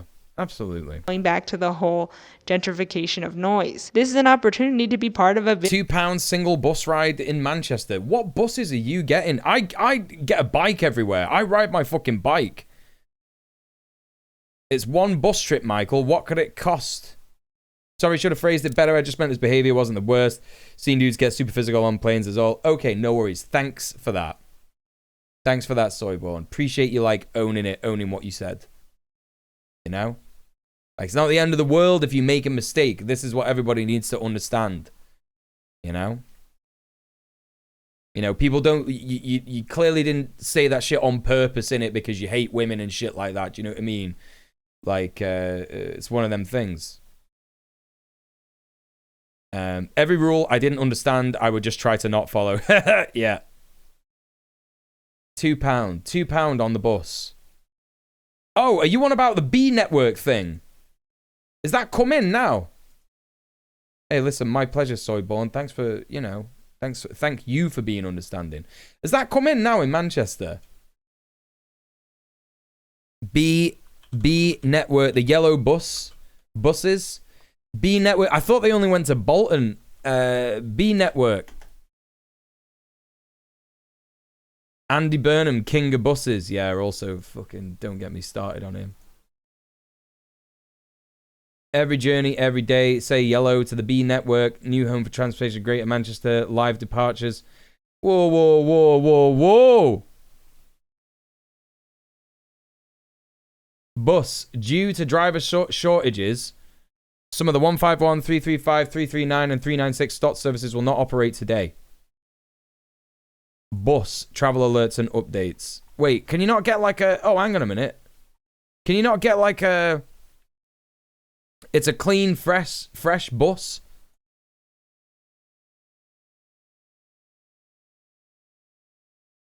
How... plan a journey.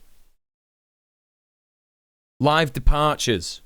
Look at this. I've not got the bus in years because I've not been able to afford it. Back when I was living in Providence, Rhode Island, the commuter rail to Boston was only $11. Looks like $12.25. Not too bad for a major city. What's this new train thing that Joe Biden's doing? The Joe Biden administration is like they're wanting to do like a big passenger train thing, biggest thing since Amtrak or whatever. That's the joke. The bus only costs £2, but they're still late and cancelled and shit. That's the thing. That's what I mean. It's like, how... It's, what it is? It's because they're still, ran by Stagecoach and all that. That's what it is. That's what it is, innit? It's not because, it's actually, bus socialism, is it? It's just like... It's still ran by Stagecoach and Arriva and all that shit. They're all these private companies, so it's like the fucking drivers are still getting paid fuck all, so they don't give a fuck. How am I supposed to know? Enter from town. Don't do my fucking current location. Piccadilly. From Piccadilly to, I don't know, let's say I want to go to Miles Platin.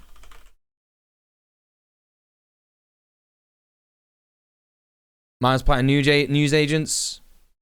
Piccadilly. Manchester. Piccadilly. Buddy. Are you joking? Piccadilly Gardens. Hang on. Right, walk the entire journey. What?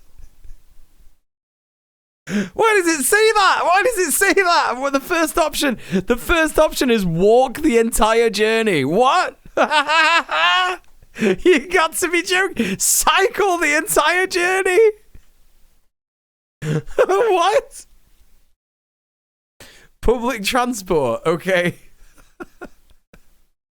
90 minutes. It doesn't tell me like where to go or what to do. I'm clicking on it. This is fucking useless, chat. They've literally just painted the 192 yellow. Yeah, good. Isn't £2 still way too much for a bus? I agree!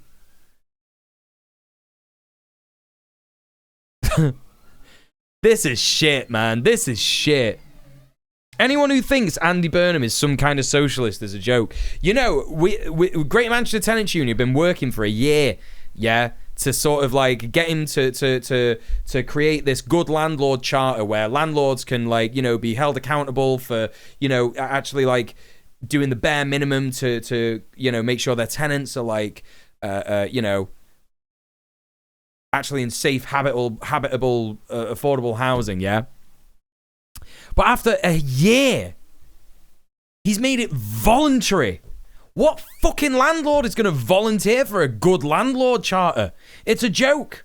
Even social landlords, even social housing landlords, it's like, you know, so basically, like, the union now, like, is like thinking, well, we're going to have to apply pressure, aren't we, to social housing providers to make them join the good landlord charter so that they can, you know, volunteer to be held accountable. So it's just such a joke. Anyway, listen, we had a big stunlock there about like travel and buses and all that shit. Andy Burnham. Anyway, let's crack on. Village. Plane rides are communal experiences and a time to maybe just try harder not to be assholes to each other. Yes. As many of you noted, flying in the end of the day is no picnic for anyone, but especially for little kids with sensory issues, babies, and adults who are autistic with sensory issues and chronic migraines. As one responder wrote, "For me personally, I have misophonia related to extreme hatred of specific sounds as part of my neurodivergence. So sometimes I struggle with loud young children in public, but I don't hate them. It's not their fault. We have to coexist, and as an adult, it's my responsibility to remove myself." But of course, it's almost impossible to do that on a plane, but I do think that it is up to the adults to prepare themselves as much as possible. I also think if there were a special quiet section, I don't think it should cost more money, but nowadays you don't even get a checked bag for free in basic economy, so what do I know? Another option that was stated that I really liked was a family section on planes that are specifically catered for people with babies and little kids to make flying easier for them. One commenter said that this is already the reality in Austria when it comes to trains accommodating families and small children. But as many of you pointed out, the logistics of either of these solutions, a quiet space or a space for families, probably will never be fully realized under the current system, but rather we just need to learn to do our best to coexist for now, and that planes are hell, but again, especially for adults with sensory issues and children with... Sorry. You literally saw how my ADHD worked in real time then. I muted the mic because I was going to shake my fucking protein shake, and then I paused the video at the same time as I drank some of it while the mic was still muted while I was drinking because I thought I've got something to say about this. And then I had to play the video again and then put my drink down, unmute the mic, play the video again. Chat, I need help. I need professional help, which is why you need to give me money, sub off Twitch, don't get the Burnham bus, give me £2, yeah? It'll go a much further way, and that's the end of that, isn't it? Anyway, what I wanted to say about this was, yeah, this is what it is. A lot of, like, you know, there's a great book, it's called Conflict is Not Abuse, yeah? And neoliberal society has made us think, even leftists, yeah, even leftists, quote-unquote leftists, ideologically leftists, not materially, I don't think. It's made us think that any kind of, like, transgression in society, even if it's like a baby crying, that is some kind of abuse, right? It's some kind of abuse, yeah? And a lot of the time, we don't want to have difficult conversations. We don't want to, like, I've had so many friends this year come to me and say, one of my friends broke up with me. Yeah? One of my friends broke up with me. What does that mean? What does that fucking mean? They stopped being friends with my friends because they, like, spoke about their feelings too much. What the fuck is that? What the fuck is that? And this is real. This is real. This is real shit. I'm not making this up. And I've mentioned this before in the chat, and people in the chat have said similar things as well. And it's like, we have to understand. It's imperative that we understand the difference between a social transgression and abuse. Because on one hand, we are isolating ourselves. We're moving away from all of this stuff. That's very good for us, like connections and community and all that kind of business. And on the other hand, we are minimizing the abuse that actual abuse victims have gone through. They're getting left by the wayside. You know? I had a friend going through it. I have a friend going through it right now, and they've had a lot of friends dump them for being a bummer. Literally. It's like, how do you even, like, you know, okay, if you want to live in a fantasy world where no one ever has any problems, nothing goes wrong ever, that's cool. That's cool for you. I'm happy for you, innit? Do you know what I mean? But you're delusional. Catgirl Steph! Money for the urbanism, mass transit diversion. Thank you very much. Appreciate that, Steph. Thank you for subbing off Twitch. Thank you for supporting the stream. Abuse isn't just certain actions you can perform or have performed against you, actions that can be abusive, but they are not abusive due to context and nuance. Right, exactly. Thank you. This is what people don't get. And it's because, you know, a lot of leftists are still in that, like, neoliberal mindset of, like, no, what matters is me and what matters is my feelings. But actually, what matters is everybody's feelings. Everybody's feelings matter. Yeah? To a degree, obviously. There are some people who try to make theirs more important than others. But everybody's feelings matter. The way that people feel, if people, you know, people should be allowed to feel comfortable and safe, like, around everybody. And if all we do is push people away who are going through issues and dispose of them, yeah, without taking any responsibility for them whatsoever, as much as you can, by the way. I understand that we're all, like, pressed to work and slave away and do the grind and like, I get that. Like, but, you know, as much as we can, we should be doing our best to be there for people, innit? None of us can be psychiatrists. None of us can be counselors. None of us can all, you know, all of us can't be, like, these, you know, things that are, like, specifically designed to help people, right? But the reality is that those things that are specifically designed to help people and support them are unaffordable, not good at what they do, generally speaking, because they don't, like, lots of psychiatrists, like, don't do materialism. They don't do materialism, and also, like, you know, lots of psychiatrists are neoliberal themselves, right? It's difficult. Is it talking about your feelings, what one does whenever they say words? Right, exactly. That's it. And I know some of the people, by the way, that have dropped my friends and people that I know, and they are some of the most fucking self-centered, individualist, fucking annoying, vapid pieces of shit I've ever seen in my entire life. And what I mean by that is that it's okay for them to talk about their lives, but as soon as someone else says anything about their lives that they're just not prepared to handle, boom, that's it, friendship over, goodbye, I can't deal with this, too much too stressful. Insane. Completely insane. Anyway, I think that that's got a lot to say about how people see kids in society, about how people tolerate kids. Like, are we truly tolerating being tolerant? Are we truly being tolerant if we can't tolerate kids? Agreed. Have some empathy. Something I struggle with. Yeah, it's difficult.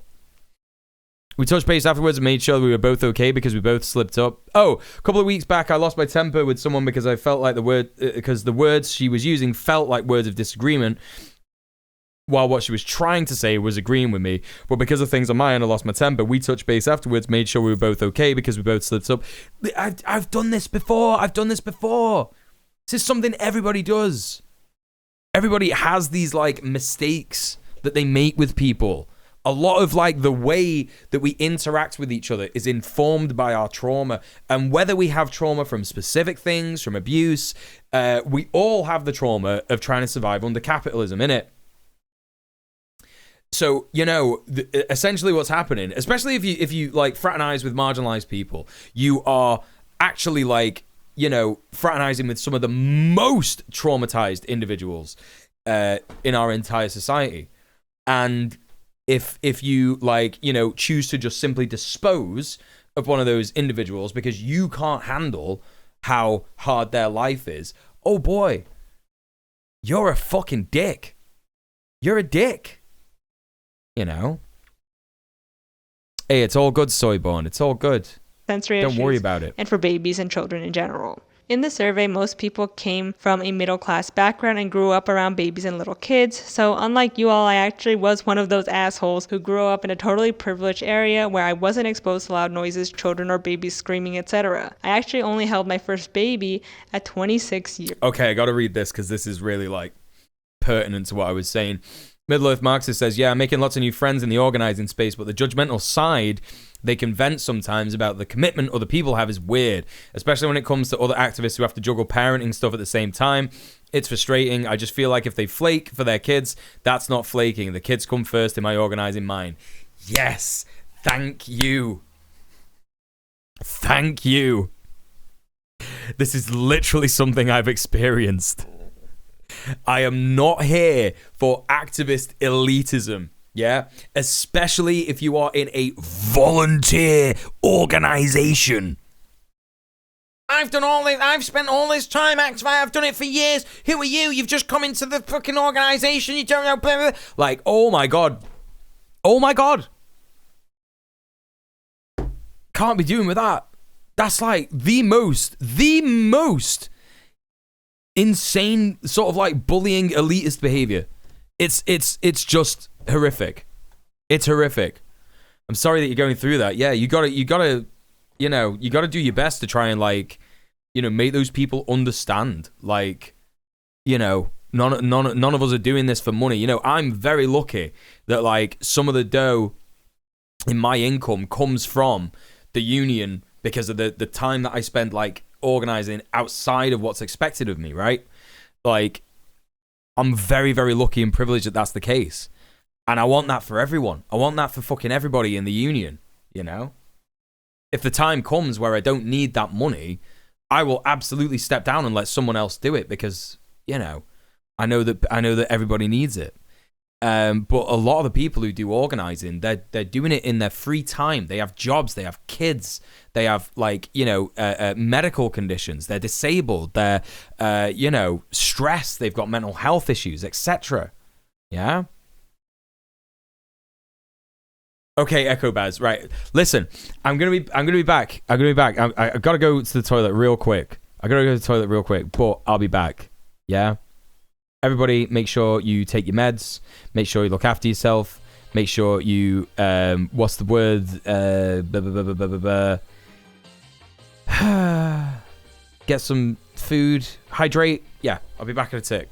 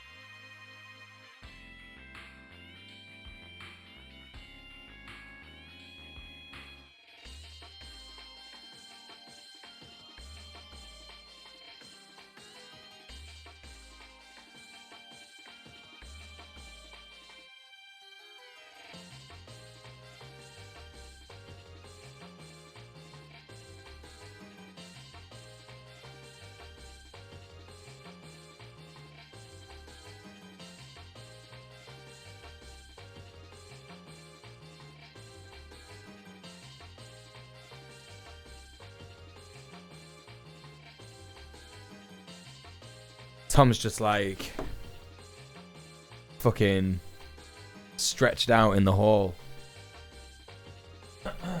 What's that? Trendy flat cap?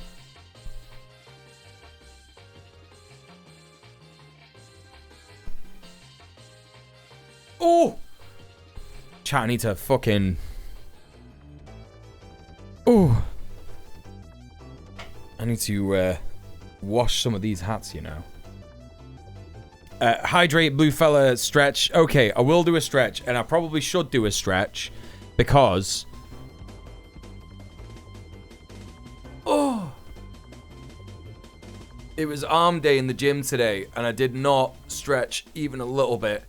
And that genuinely feels amazing. Oh. Oh. Yeah, don't forget to stretch, chat, if you're working out. Super important. Oh.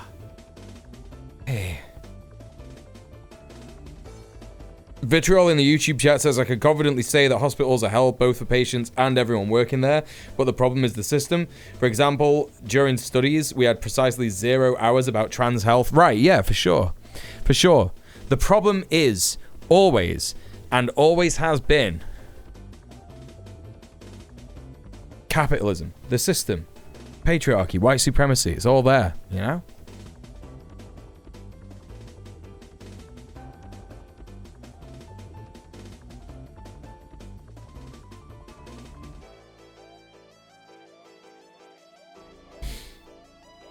Yeah, it's hard to remind some really empathetic people that they've skipped empathy in a really important bit. Yeah, literally. Literally.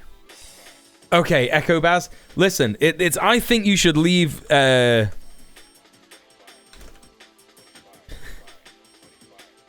I think you should leave weak.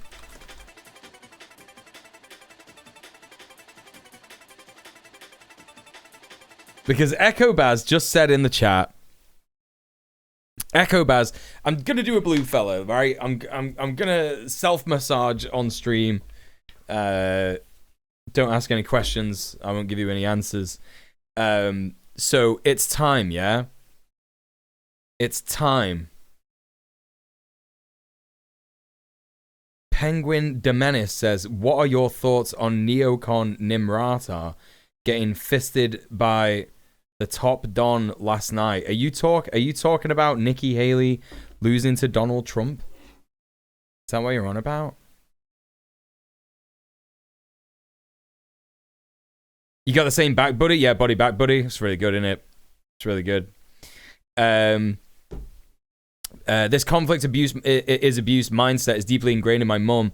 When I was younger, she would blame me for not making our relationship work and justifying shitty behavior by saying she needed to put herself first, which only meant that she could do whatever she wanted, and if I ever needed anything or was in the way, I was being abusive or manipulative. Jesus, Kaylin, I'm sorry about that. I'm sorry about that. Baz says, are you asking me to leave your community? No! No! No, I think you should leave as a sketch show. No, I think you should leave as a sketch show. I'm talking... I wouldn't ask you to do that. I would fucking ban you. Don't worry about that. Yeah, I'm sorry you're going through that, Kaylin. Yeah, that's really shit. Anyway, listen. I'll tell you what's gonna happen, right? I'm gonna put the countdown on for the blue fella, and we're gonna sit here and we're gonna watch a sketch, and I'll tell you why. And that's because another I think you should leave sketch, and we're gonna watch it because again, it's extremely relevant. Echo Baz said in the chat. Let me tell you what he said. What they said in the chat. One of the happiest moments of my life was when a friend of mine let me hold a baby. I always told people I'm clumsy and I thought I'd drop it, but the friend trusted me. I stopped hating kids that day. Right. That's why I wanted to show you that. Because Echo Baz was talking about holding a baby. Anyway, we're back. I think we should probably be back on YouTube as well. Just been informed by Taratina the YouTube stream was down. And also just saying in the YouTube chat, like, I think it's so funny that YouTube doesn't like it when you watch YouTube videos on your YouTube stream. That makes sense, doesn't it? Everybody can understand that, can't they? Any excuse is a good excuse. I That's knew no true. babies in the U.S. or anyone who had a baby or was ever pregnant. I never took public transportation growing up, and the first time I lived in a communal building was my college dorm.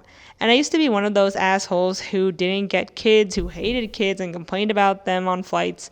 But now I'm someone who's like, yeah, I was a kid once. I was annoying. I cried in public, and I know what it's like to not be numb to the world yet. As one survey responder wrote, I personally absolutely despise annoying kids whenever I see or hear them in public, but I always just remind myself that literally everyone was once a kid, and we were likely similarly annoying, and it's just important for people to give them patience. And I think we should all try to remember what it's like being a kid when you see a kid having a meltdown in public, and have empathy for the parents who hopefully are trying their best, but we'll get to the whole parenting thing in the next section. As for the child-free weddings, most people seem to get it and agree that it's up to the hosts, and I do too. I mean, I actually think it's better not to have kids there that you know as a friend, relative, or parent specifically don't like sitting through weddings, being at adult functions, etc. Not to mention, I think most parents would like the night off and not to have to parent their kid for the entire time of the event while also simultaneously trying to enjoy themselves. Well, again, that is also like a failing of society under capitalism, right?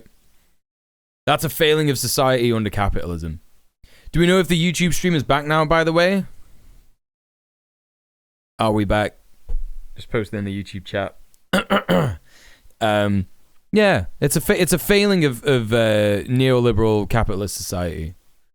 Especially if the kids wander off. Weird things can happen at family events, and it's better just to skip it if you can't be present. And still says unavailable. God damn it! Be there for your kid. On the other hand, I also think. Did you try refreshing B-Rat?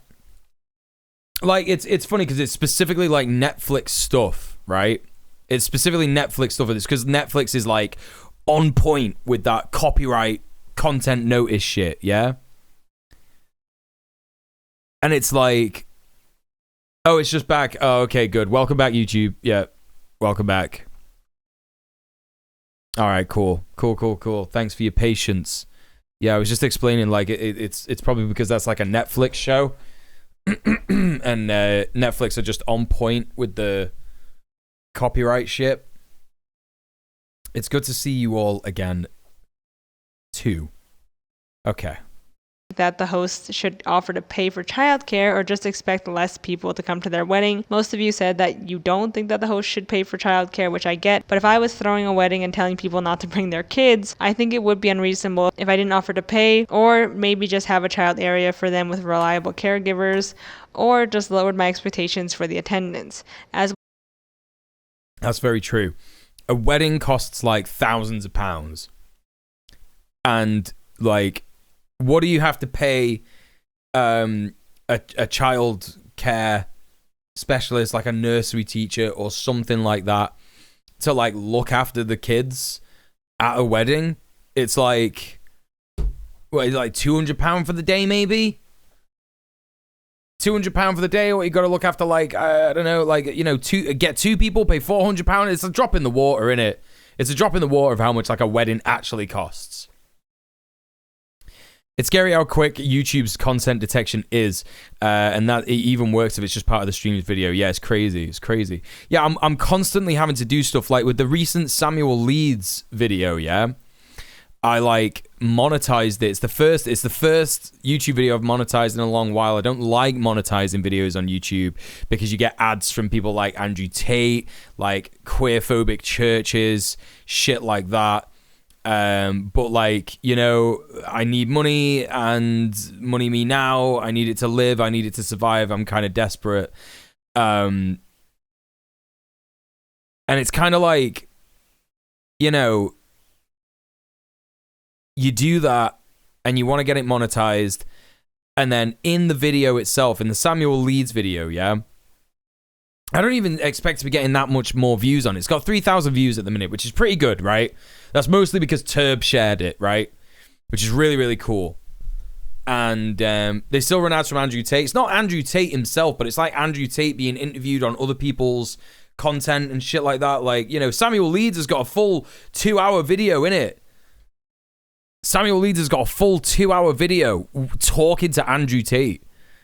But yeah, like on that video, like there is a bit of music, yeah, that Samuel Leeds used in his fucking video, and I play that bit in the sort of like style that I do the video. It's like a documentary style. It's like well, it's not really a documentary, but it's a video essay style, completely transforming the work.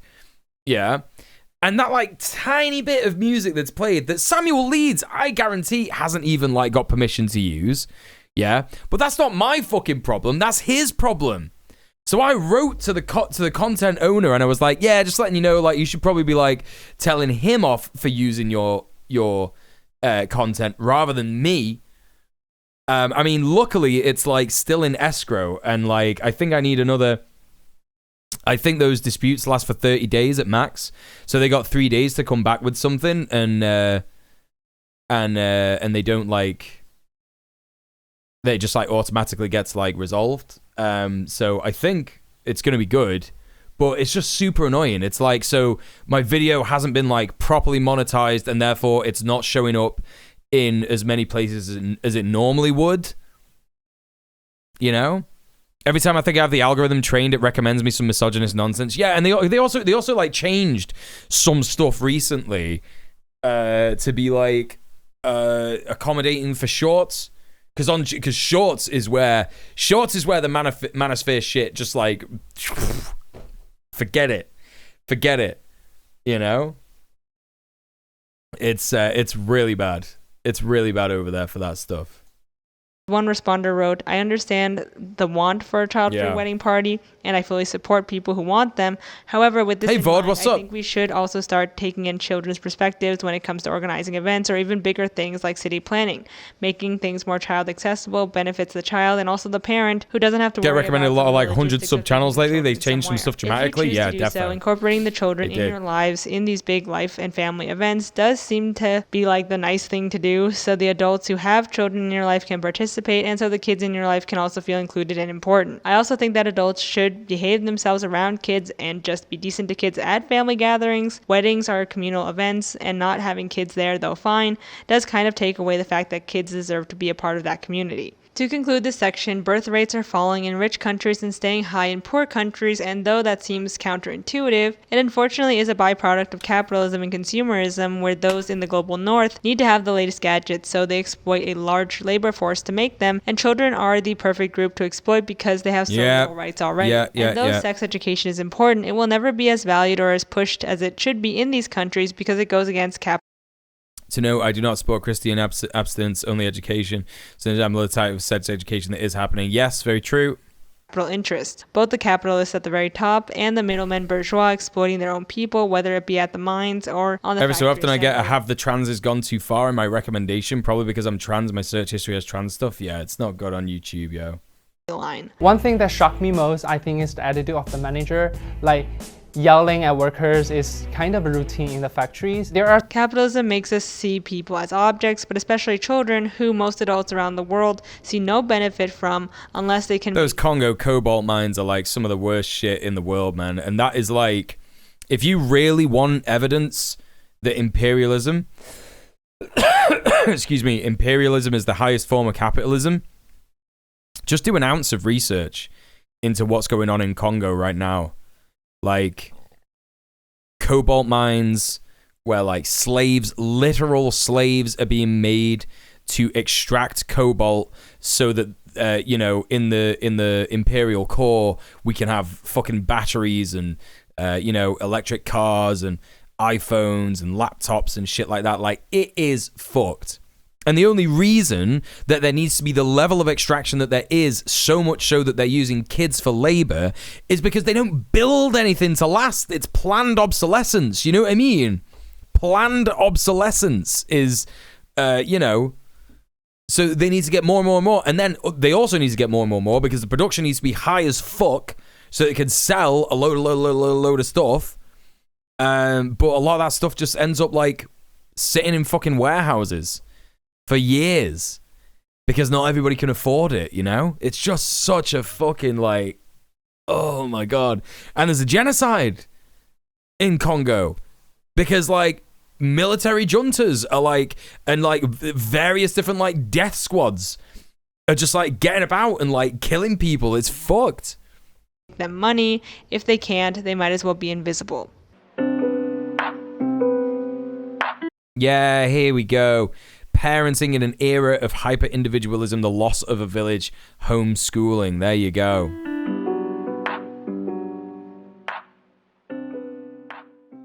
Choosing to have kids is selfish. It's selfish to bring life into the world because you want to have a child. Of course, not all children are brought into this world the same way, but for people who choose to have kids and are able to plan for a kid, it is a selfish act. Children don't ask to be born. They only exist because you willed them into existence. And therefore, in a God damn, I feel this on like such a spiritual level. I've had so many times in my adult life where I've said to myself, yo, I didn't ask to be born, you know. This is bullshit. I never asked for this, innit? Do you know what I mean? This was forced upon me. But we wouldn't think like that if society was livable. And child relationship, the parent holds all the power and the child's at the mercy of some adult. And though we can say there's this great ethereal bond between a child and a parent, the two are essentially strangers.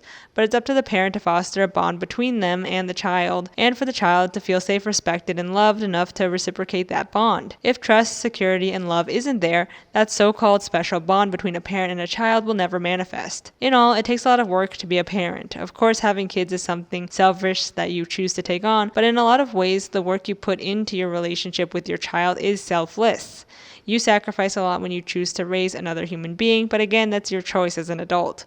That doesn't mean parenting isn't hard work, again, full of self-sacrifice, but that sacrifice, what you give up to be a parent, should never be thrown back in your child's face in the form of resentment. Unfortunately, we live in a world where for many generations, this view of parenting, of raising good humans, if you will, wasn't the norm. Rather, children were little workers and taught to obey, sit still, or be put in timeout, face the corner, given the silent treatment, or worse, hit or spanked, slapped, etc. when they dared to toe out of line or, God forbid, have an independent thought. As someone who is estranged from their parent by choice, I know how hard it is to be raised by adults who don't respect children and see them as autonomous human beings that aren't mini-me's.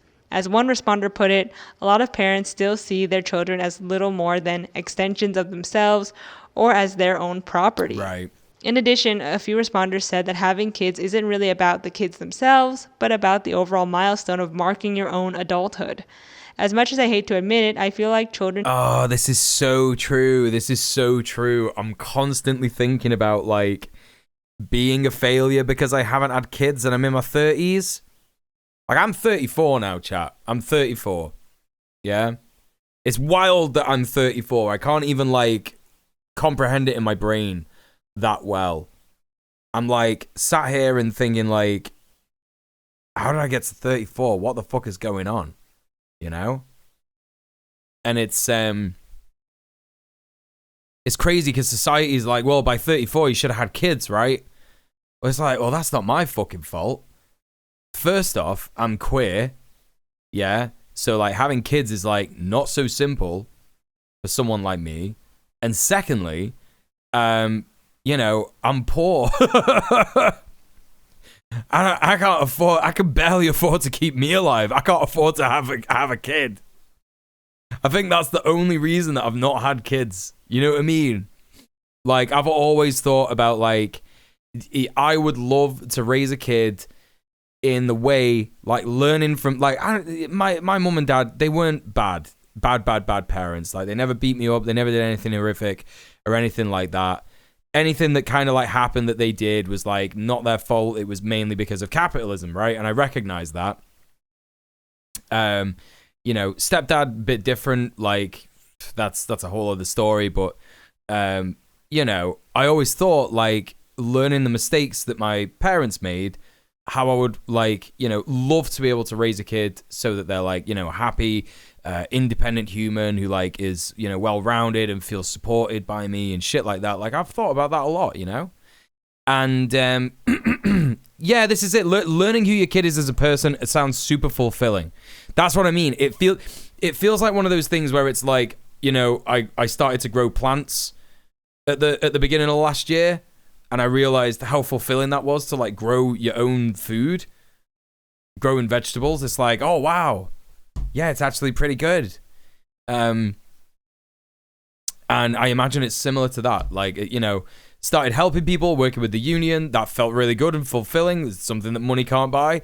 Growing your own food, similar, literally similar shit, you know? I talked to my therapist about this a bit. I'm so lucky my parents raised me to be a full person on my own. They encouraged and fostered my interest and curiosity. I asked me why I liked things to grow my engagement with my own perspective. It's actually somewhat upsetting just how lucky I was, because so many of my friends just didn't get that. Yeah. Whatever the opposite of alienation is, that's what growing food feels like. Yes, exactly. You watched this video yesterday. It's your favorite part, Kaylin.com says. Excited to see today it. are often viewed as symbols rather than individuals. A symbol that you're mature, a symbol that you can handle caring for others, and even a step in the path of adherence to social norms, much like marriage. As a young autistic woman, I have been praised by friends and family for bringing up that my partner and I desire to have children, not because they're happy that we're open to the experience of parenthood, or even because they want that potential child in their life. The reason they almost all give is that they never imagined me being at a point in my life where I would want them, given my introversion and anxiety. I think that says a lot. Yeah. I don't think children today are viewed as children, but more or less extensions of their parents. It's really weird, the way the US glorifies and romanticizes children and parenthood, but never gives the parents any resources on how to be better better provide for their children and be. And we know why that is, don't we, chat? Because they want working bodies. What was that report that came out, or that thing that was like exposed from the people who were the lobby group behind Roe v. Wade getting overturned and anti-trans bills and all that, and they had like a thing and it was connected somehow, and they were like, yeah, we need more working bodies.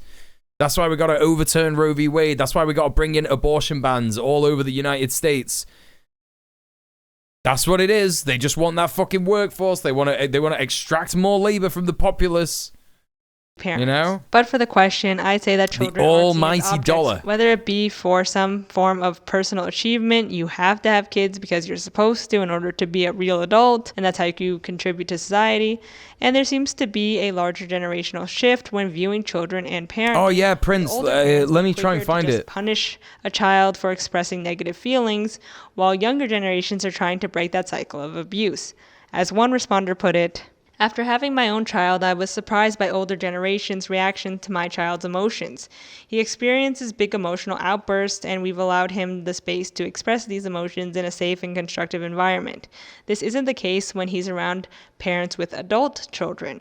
These parents often will scold and discipline for the act of expressing the emotion versus the behavior. Example, scolding him for being angry. Children are expected to not express these emotions that are perceived as being negative. And for a lot of older parents, that's a big shock because that's not how they were raised. They were raised to venerate their parents no matter their abuse, but thankfully we don't live in that world anymore. Today, gentle parenting is on the rise, as seen in books like Raising... I'm struggling to find this. Does anyone know? People know what I mean, right? I didn't just imagine that. Like this is like a legit thing that happened. Yeah, constant growth requires constantly competing workers and constantly growing consumer base. Constant new blood to grease the capitalism machine. Yep. No, it's definitely real. Like, I've not made it up. Maybe it wasn't working bodies. Maybe it was something else.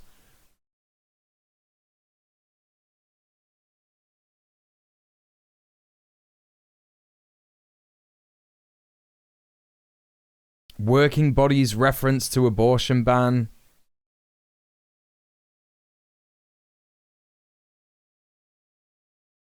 The same Christo-Fash lobby group that's behind the rising right-wing stuff in the UK, yeah. I know what you mean, but I don't know what to search for. Yeah, we gotta find out what this is. We gotta find out what this is, chat. I'm sure we'll find it out. Let's crack on with the video. Humans and how to talk so little kids will listen. After the newborn and baby stage, there's the dreaded toddler stage, the so-called terrible 2s and 3 years before kids start to manage their bigger emotions better, like anger, sadness, jealousy, etc., around ages 4 to 6. When kids are toddlers, they're finally able to use language and start to feel a wider range of emotions than ever before, and they also want to start pushing boundaries. They don't want to leave the store. They don't want to get dressed. They don't want to go to sleep. They want ice cream. They want to jump off of high places. and take everything off the shelves, etc. And when we as parents of little humans set a boundary, no, you can't do this or that, no, you can't get up out of your seat when the seatbelt light is on. Yeah, I'm sure you will be, This is where Johnny. we usually see kids in public, in action, having tantrums, melting down, and onlookers stare at the kid writhing on the ground or in the airplane seat screaming, and the parent trying to power through it. A lot of people see... I think, like, the thing is, and I read that this is kind of true somewhere, is that, like, when we hear a baby crying or, like, a toddler crying, it, like, fucks with us so much because we're attuned to try and make that stop. Like, it's in our best interests to, like, placate the child, right? That's like, why it annoys us. Yeah?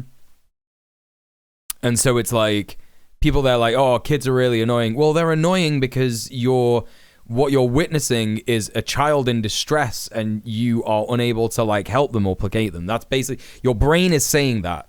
You're giving like, the initial response is the annoyance. Like that's like the reaction that you get, like, oh, fuck that noise, right? But the deeper understanding of that is from a place of empathy, from a place of, like, deep set empathy. And I just think it's so disgusting how neoliberalism has turned that empathy into hatred, child hatred, innit? We're wired to help the kid. If somebody doesn't know how to do that, it causes anxiety spikes. Right, exactly. This sort of scene and immediately judge and jump to conclusions rather than have empathy for the child and the parent. The toddler is melting down because his mom said he can't jump off the bench or get out of his seat because it's dangerous. And for the toddler who's just 3 years into existing, children evolutionary conditions to sonically torture other humans. Yeah. And as a parent, you just kind of need to set that firm boundary because it's your job to make sure your kid doesn't kill them. I mean, it's true for animals as well. Look, let's prove it.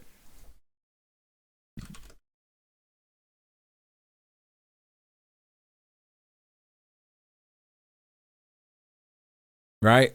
I have a video here. And I also have a small baby boy.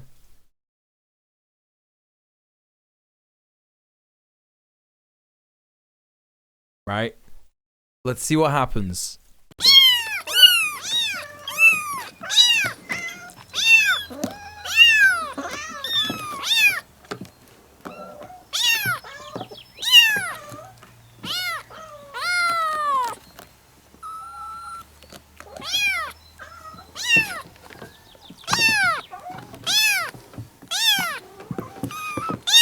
I think I heard something.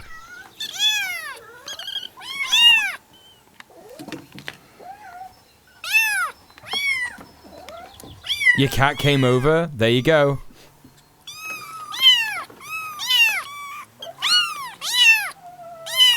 He's not falling for it, chat. What the fuck? What's going on? He's like, Dad's doing that thing where he's working again.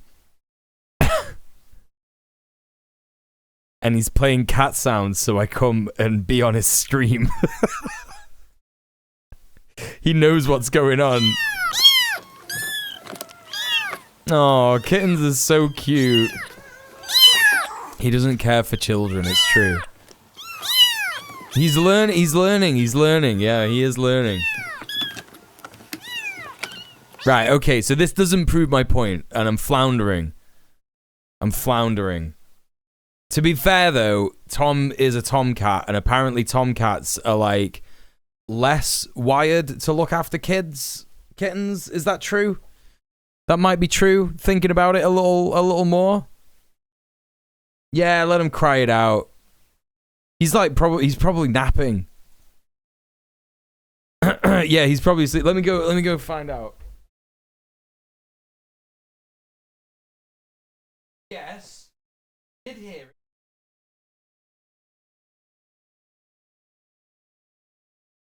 Okay, no, he's literally in the hall. He was listening. Alliance Defending Freedom might be that lobby group we were looking for. Let's take a look real quick. Alliance Defending Freedom Working Bodies. Thanks for the follow.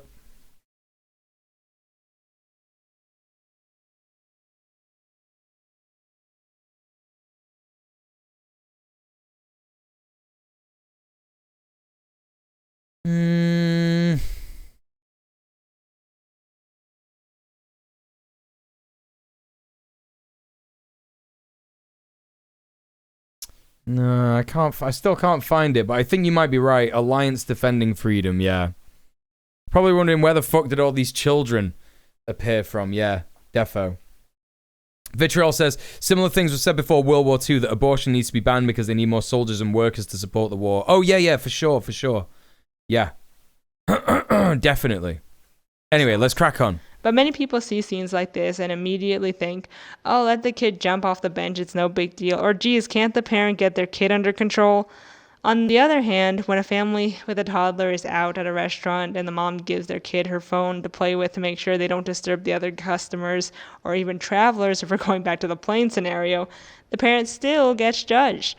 Oh, here's another iPad kid. Yeah. And in reality, you as an onlooker only... This is the thing. Like, I never understood this. Like, when I was, like, sort of looking after a kid... It was one of my exes, and she had a 2-year-old, and she was really sweet. She was called Lucy. She was a really cute kid. She was weird, and she did weird stuff because she's a kid, right? And that's it. But, like, we used to sit there, watch Adventure Time together, and it was like, you know, she was really well behaved, and I don't know, like, she did used to watch a bunch of stuff on an iPad. And it's like, I always remember thinking, like, there's nothing wrong with that. I would have loved to have had a fucking iPad when I was a kid. Can you imagine? All I did, my iPad when I was a kid was the TV. You were just watching the TV all the fucking time. You know? There is some, like, messed up stuff on YouTube that is, like, designed for kids to watch and shit like that. I think there are problems with it. But, like, when you consider that, like, you know, we also had, like... weird child predators that we watched when we were kids as well. It's like, you know, yeah, there are problems with society, yeah, not with the medium through which children are entertained. You know, as a kid I was not much better. I was glued to the TV 100%. I could not stop watching cartoons as a kid. Any single chance I had to watch cartoons were my shit. I loved them. That was it. My iPad was a cheap piece of shit imitation Game Boy with Tetris and Snake on it. Yeah, that fucking rocks. I was lucky enough to get a Game Boy. I had a Game Boy Color. That was fucking mint. I had Pokemon on Game Boy Color. I wish we had Adventure Time when I was a kid. Yeah, me too. Adventure Time fucks so hard. A small so part of their good. Day, or they're just trying to make everyone else more comfortable at the restaurant or on the plane, etc. In a lot of cases, screen time is used sparingly in public places in order for the parents to avoid embarrassment and judgment. There was this really funny bit that I remember from, like, looking after Lucy, and we were watching Adventure Time, and I was trying to teach her about promises because the Adventure Time episode was about promises, and she was like, I think her mum used to say to her, they used to speak to each other in Polish, so I never understood what it was. But she would tell me what she said to her, and she was saying, oh, I was just telling her that, you know, to promise she was going to be a good girl and stuff like that. And, like, she would sometimes be naughty in it. So I was trying to teach her about, like, what, like, a promise means. And I remember, like, so, you know, that's what a promise means. And can you say promise? And she literally said, cromice. Because she knew that if she didn't say the word, then he didn't mean it.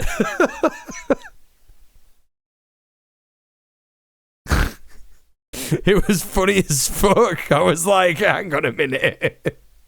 Did you just say promise? Oh, God, that was some funny shit, man.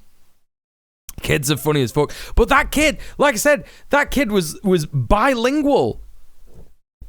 She was 2. She could speak Polish and English. That was crazy. I always remember thinking that. I was like, this kid is smart.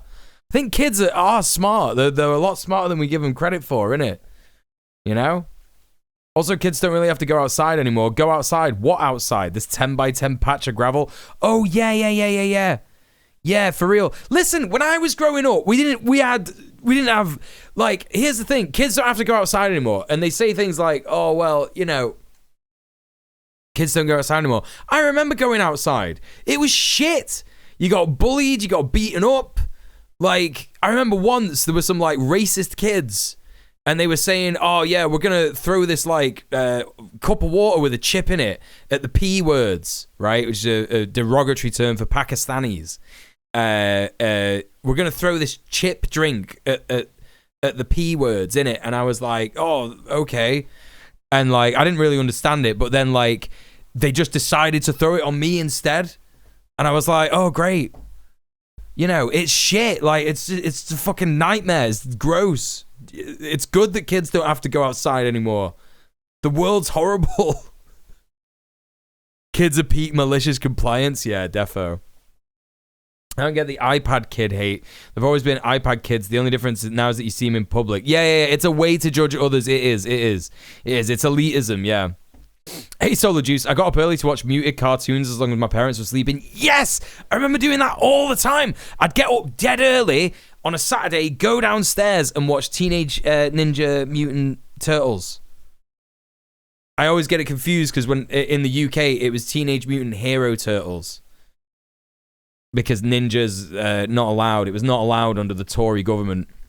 Looks from other adults. But of course, iPad kids are very real, and a lot of times giving devices to prevent boredom or meltdowns actually increase bad behavior because once you take them away, it's a whole other problem.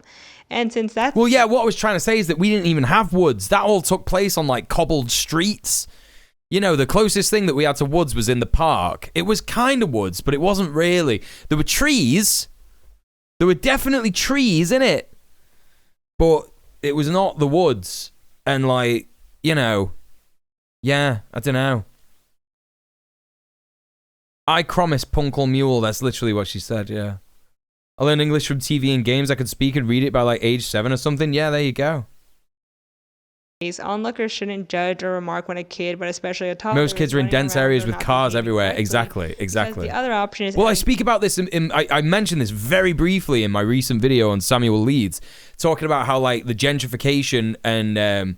you know, abuse of things like rent to rent and rent to serviced accommodation means that there's like cars everywhere in inner city residential areas, and you can't like you can't have kids playing on the street if there are cars parked like, you know, front to back all along the street, because, you know, if a kid runs out in the street, there's the cars traveling down the street got no way of fucking seeing it. It's really bad. To a generation of iPad kids. In general, I think we just need more empathy for kids and their developmental stages, and for parents and the community to validate. Yeah, he was having a blast with that blog, wasn't he? And how to talk to so little kids will listen. They say this is the most important step: to name the emotion, acknowledge it, and join in on it so the kid knows they're not alone. They're upset the ice cream shop is closed. Get angry too. Verbalize it or let out a huff. Let them know it's okay to feel angry and name the emotion. Naming our emotions and learning them is so important in order to communicate what we're feeling and to be able to handle negative emotions in particular.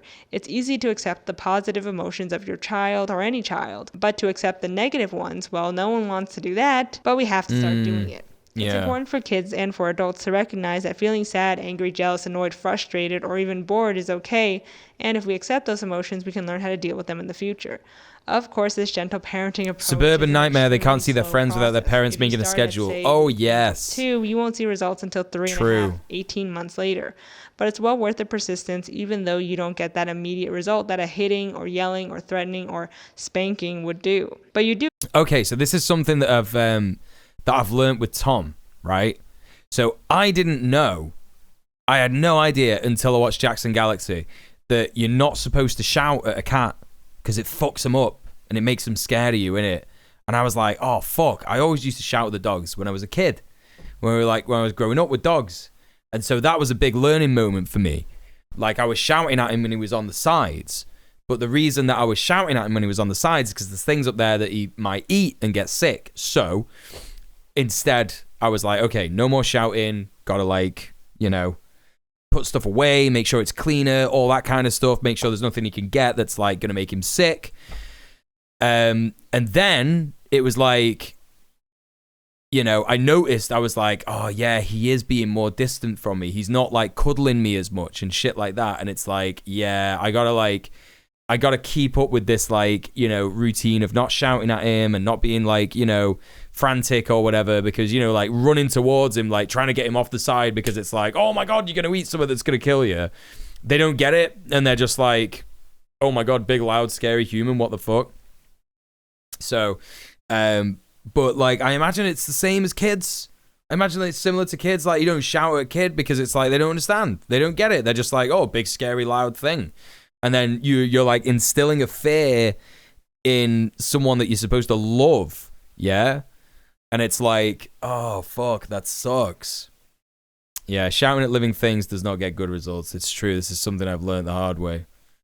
Yeah. You get a more emotionally mature child who can name their feelings and can understand what they're feeling and why, rather than a traumatized child who's taught to bury all negative emotions because they're inconvenient and unacceptable. Speak of the devil. I personally think becoming a parent is the most tiresome job on the planet, especially during the first 5 to 6 years, but it's also extremely fun and rewarding watching a little human learn and grow and experience the world in such a naive and innocent way.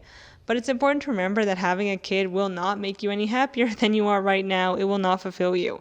But if you are thinking of having a kid, let it be known that you will not sleep for at least 2 years. That's definitely been the hardest part. I would also suggest finding a village to help raise your kid. He refuses. In the modern U.S., it's been well He refuses documented to get by on the mothers who fucking happen thing. to be the primary caregiver in most cases, that there is almost no village. The only place to go nowadays. outside was the liquor store or the chop shop a couple blocks away, or just one of the endless suburban sprawl. Yeah. I'm living proof that shouting doesn't work. How much that sucks. How kids were never meant to grow up without a bunch of caregivers around, let alone mothers were never meant to raise a child for the most part totally alone. Today, both parents have to work and put their kid in an expensive daycare, or if they're lucky, there's a family member involved in caregiving, but that's sadly becoming rarer and rarer. Roughly 60% of young adults live within 10 miles of where they grew up, and 80% live within 100 miles, according to a July study conducted by researchers. Yep. I'm literally like, I'm definitely within 100 miles of where I was born, and I'm easily within 10 miles of where I grew up. Definitely, yeah. At the U.S. Census Bureau and Harvard University. So a lot of the time, family isn't an option and you have to put your kid in daycare, sometimes as young as 6 months old. And this isn't to shame daycare parents. Daycare is really important. But rather that, firstly, daycare is too expensive for most people, but then the other option is not having that extra income, but then that extra income all goes to daycare. In addition, you're exposing your kids to germs, and kids, once they start daycare, are sick constantly for at least the first year, and who's going to take care of them when both parents are working with no village? Right. Do you have enough sick time to take care of your sick kid? What if you get sick? It just becomes extremely hard to picture having a kid when you know there's not going to be a lot of support. Yeah, this is literally where I'm at. This is literally where I'm at. I recall my grandma telling me when she grew up there was a bunch of women who had a knitting club and the kids would hang out there. Oh. One respondent who did grow up with a village reflected back on their own experience growing up as a Salvadoran American. Although I'm not a parent yet, I do work with children, and in this hyper-individualistic world, I think that really hurts both children and parents. I strongly believe in the it takes a village mindset. Growing up, my parents, as well as my extended family, helped raise me, my siblings and cousins. I am first generation. I have fucking no idea how single mothers do it. Even single dads. You know, if you don't have like a family in that. Like, how the fuck do you manage that? Do you know what I mean? One person that we're helping with the tenants union at the minute is a single mother with 7 kids. 7 fucking kids. It's nuts. Salvadoran American in the U.S., and as I've gotten older, I've realized just how important it is to have a village by your side to help guide you, as sometimes my parents were not able to because they were usually working. Of course, this isn't everyone's cup of tea, and sometimes people also don't have family or friends who would like to help out, and daycare or hiring someone to babysit is expensive. All this goes back to looking at it from a systemic standpoint. From jobs to schools, all of it affects children and adults, as teachers and parents are working to meet the needs of their students and children, who is ensuring that they have what they need to remain whole. Teachers and parents' emotional struggles have a direct influence on their actions with children. We must care for teachers and parents, which will in turn help children. Late-stage capitalism hurts everyone. 320 miles away from where you grew up? Fucking hell, Steph. Stay-at-home parent or mom, that's extremely draining in and of itself. You're not only the main caregiver, you're also the one managing the household. You're carrying the invisible load, making sure bills get paid, groceries are bought. Yeah, I'm sorry to hear that, Johnny. Let's get some love in the chat for Johnny. Those are 2 very different jobs that are mentally and physically demanding, and yet they're constantly underappreciated. Daycare should be free if staying at home and taking care of a baby is so easy. But in reality, daycare should be free because it's a necessity for a lot of families who are living on the edge of financial ruin due to inflation going up and the cost of living crisis while wages stay stagnant. How can one even think of starting a I just saw this on Twitter.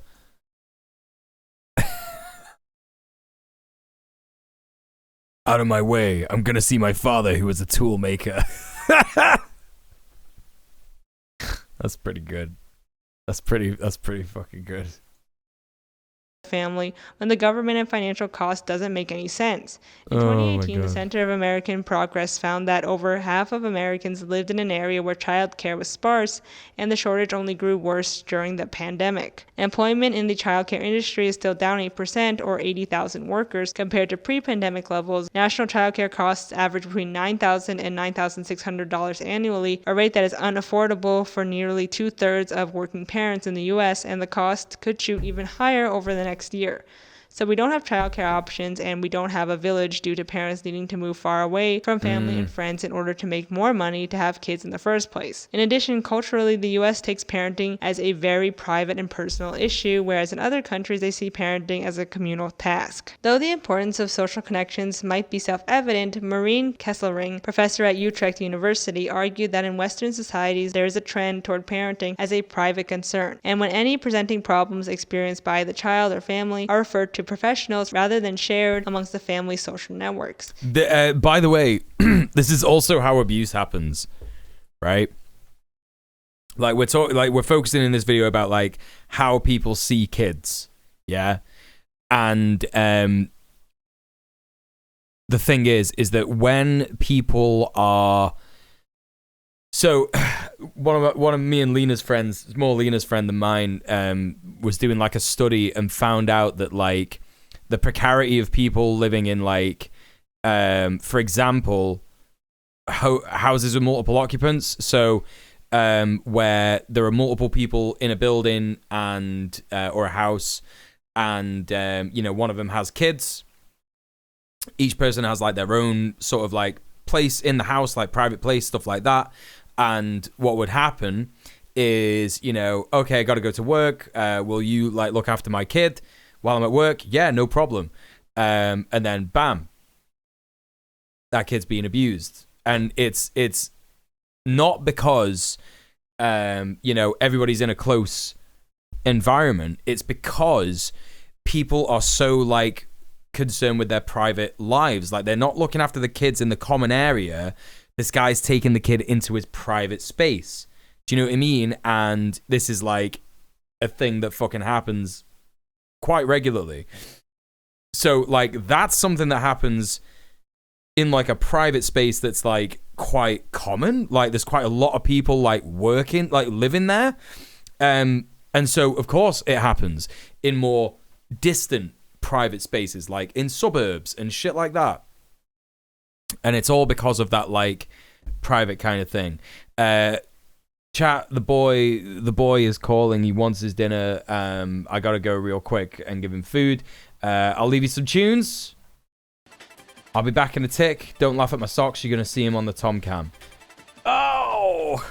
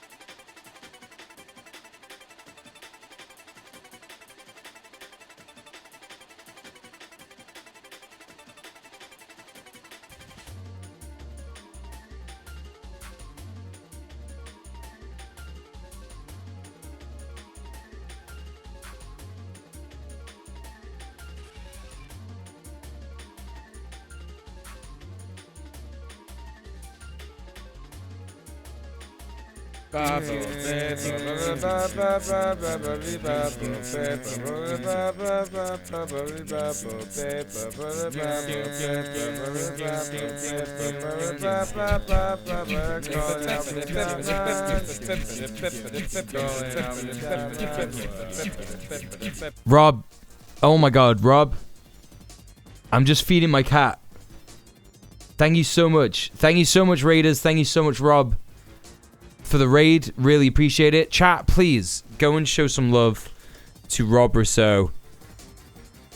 Amazing streamer. Welcome, everybody. If you don't know me, my name is djmuel. I'm a leftist political streamer. We're currently watching a video about how kids are treated under capitalism, individualism, neoliberalism, that kind of stuff. Welcome to my stream. I'm just feeding my cat. So, you know, back in a tick. I won't be long. Welcome, everyone. Adrian Vixen, Unalexible Airwaves, Vargas Prime. Who else do we got? We got Cool Jehu, Dr. Maggot. Hello. Yeah, I'll be back in a sec. Hello, my old chum.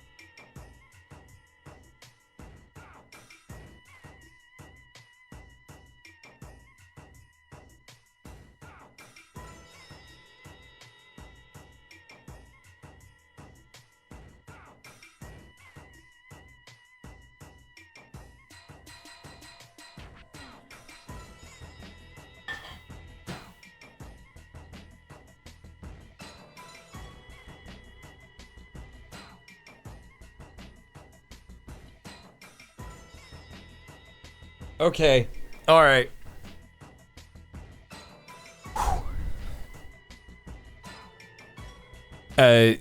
Welcome, everybody. Hello. Hope you're all doing well. Hope Rob had a great stream. I'm sure he was.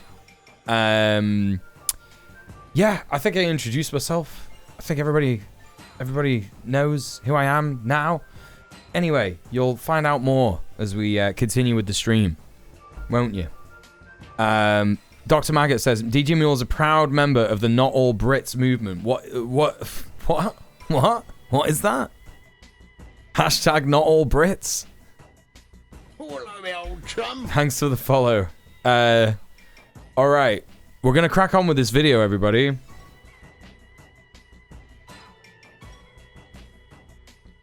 In this approach, the village shrinks considerably, especially when professional services are limited or are not accessed by the family for whatever reason. However, in many societies, non-parental caretaking is either the norm or occurs frequently. For example, in Polynesian society, both parents and non-parents were involved in the upbringing of other people's children. Polynesian adults viewed the Western ideal of sole parental responsibility as a lack of compassion for other people's children. Likewise, Cameroonian instant Very mothers true. discouraged maternal exclusivity, believing that multiple caregivers are optimal, with one mother stating just one person cannot take care of a child. Yep. And that is very true. Even if a child has two loving parents, it's not enough when under capitalism both parents need to constantly be working, or one parent must work and the other can stay home, which oftentimes leads to spousal resentment, as the working spouse who's not there for their child and the day-to-day routine ends up not being able to take the reins from the primary caregiver who has Literally, patriarchy hurts everybody. Patriarchy has to exist so that capitalism can exist. It hurts everyone. It's literally like you can't have one without the other, you know? a non-stop job. Well, you could have patriarchy without capitalism. It would just make less sense. Patriarchy already makes less sense. No sense, hardly any sense. It would make far less sense without capitalism. Being that primary caretaker who knows the ins and outs of their child's routine. It also makes Got you, Dr. Maggot. Yeah. No, that's true. British people do suck. It's true. Capitalism makes us more isolated, more guilty, and more resentful. Children deserve to be brought up in a community, in a village, but it seems as though rather than trying to help kids adjust to the world, it's easier to just not have to deal with them because I don't want kids. That's not a crime. I didn't sign up to be part of this village. I have my own life. And I don't know, I just hate that way of thinking. Who wouldn't want to be part of a loving community where everyone lifts each other up and helps out? Instead, a lot of people just want a 100-acre homestead and move as far away from society as possible and rule over their little kingdom where they can stay in their little echo chamber forever. In the colonialist end, I think the reason mindset. why the village has dwindled so much is because capitalism demands our never-ending labor, but also how that economic system just brings out the worst in humanity. And I don't think it's alarmist or pearl-clutching to say that. Nope. I do, on the other hand, realize how different this view of community and parenting is to those of us who were raised in the U.S., where it's your kid and yours alone, and where it's your responsibility and also your property. The boy just did a bizarre meow. Hate getting. I've never heard him do that meow before. He literally went, wow. What the fuck was that, buddy? Tom. Hi. What's up? What's up, buddy? You want some attention? Come on. Come on.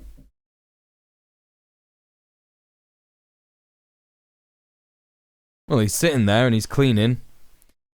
Not gonna lie, I've often felt like that because everyone in my industry is a mini capitalist and I hate hanging out with most of them.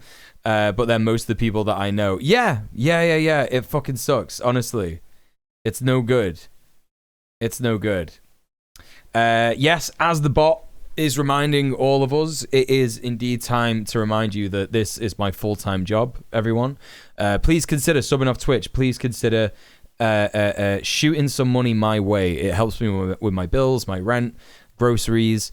The boy, please consider the boy. You can't see the boy right now. He's there. There he is. He's having a bath. He's having a bath. He's having a bath. He's having a bath.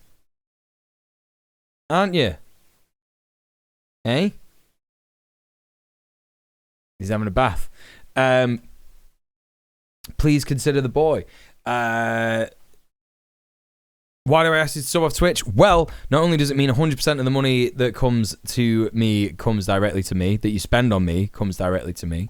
It also means that you're not giving money to some of the worst platforms out there. Twitch, whether you're watching this stream on Twitch, whether you're watching it on YouTube, both platforms have got incredibly institutionalized problems.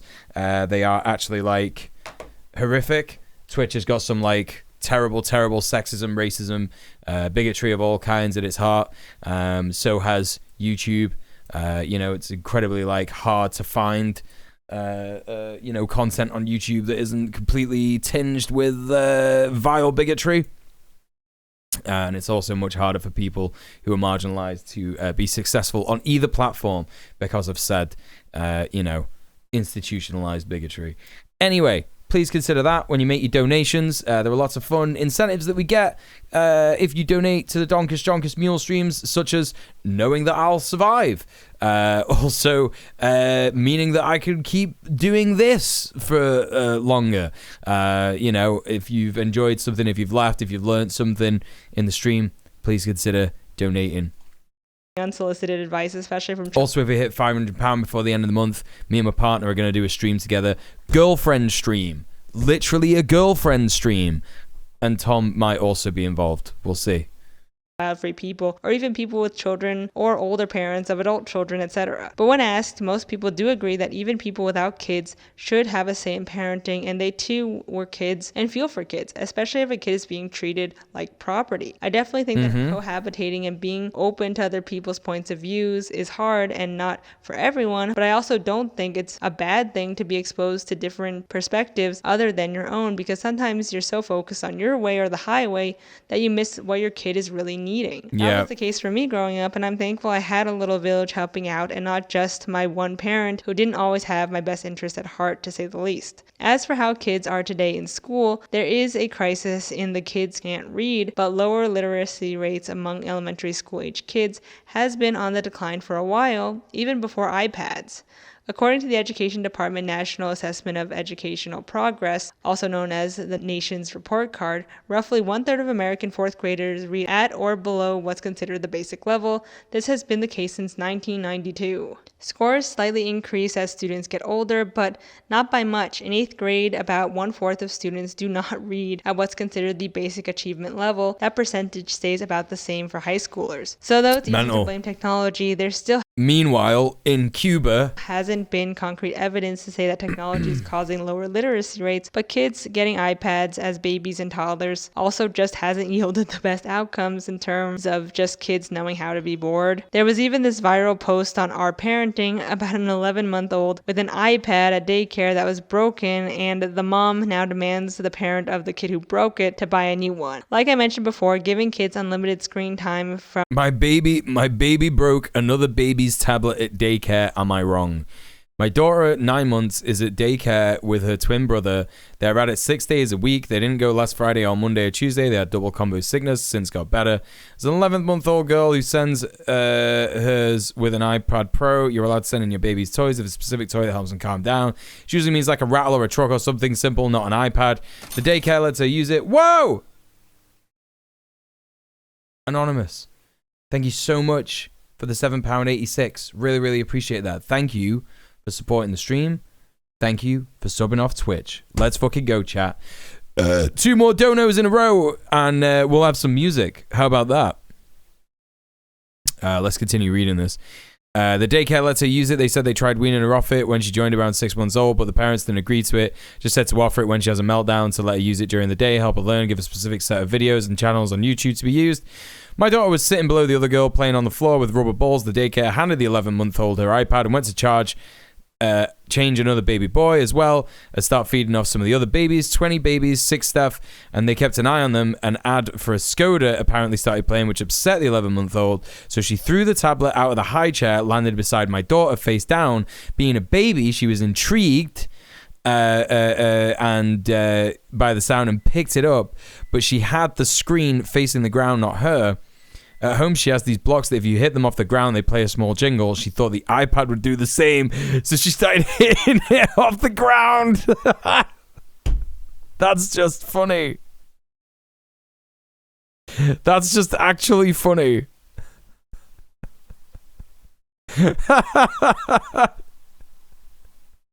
An attendant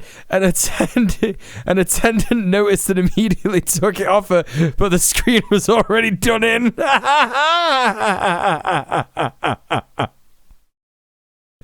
Oh my god. That was fucking great, man. That's fucking great. Parent of the kid. That's so good. This shit is funny, man. Like, you know, it does suck. Like, you know, yeah, you not got any, like... If you haven't got the money to like replace an iPad, yeah, that fucking sucks. You know, it's such a load of shit to have to deal with. But like, kids are just funny, man. Like, I find it so hard to like get behind people who are like, this is why kids are bad. This is why you should never have kids. Kids are just a waste of space, man. This is funny as fuck. If this happened to me and I was like being like, you know, someone was trying to sue my baby. Yeah, someone was trying to like, because that's what's happening here. Someone's trying to sue this person's baby for like breaking an item. Yeah, that like, you know, all right, yeah, it does help the kid like calm down and shit like that. But it's like, what is happening? I just find it so. I just find it's It's really hard to take this kind of stuff seriously. What does it say at the bottom? The situation was explained to me. The other mum since... Wait, what? Since mum signed a waiver that the daycare isn't responsible for any personal property damage. Yeah, you gave an iPad to a baby with other babies around. There is risk. You have to assess that risk. I don't think this would go down too well in civil court. You know what I mean? Suing a baby is objectively hilarious. An iPad is not a toy for a baby. Like, yeah, there needs to be like a certain amount of like responsibility that you have as a kid. If like a baby, if you give it like a baby, it's so funny.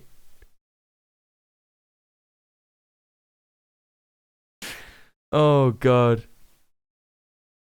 All I'm gonna say is that this wouldn't happen if babies used a ThinkPad with a FOSS distribution instead of an iPad. I'm gonna highlight what you wrote in the chat. And I'm going to paste that into Google. Why is the whole community obsessed with Linux? Oh, you're a fucking Linux loser. Timer Twink. Okay, cool. Yeah. No worries. All right. Just had to figure out what that was. Yeah. Okay. You're a Linux nerd. There's a great video by Khadija Mbori talking about concerns over child literacy and breaking it down into reasons. Can I post a link to it? Yeah, but I won't be watching it. I don't ever take those recommendations, I'm afraid. Sweats in Debian Linux. All you fucking Linux losers in the chat. Also, hi Pathogen, how's it going? Welcome in. What are you talking about? Have you ever heard of Geo Wizard? I ran across him a couple of years ago on YouTube. He does crazy stuff like crossing Wales in a straight line and dribbling a football all the way across England. Seems like a crazy cool dude. No, a guy sounds like a loser. I'm watching the stream from my Linux ThinkPad.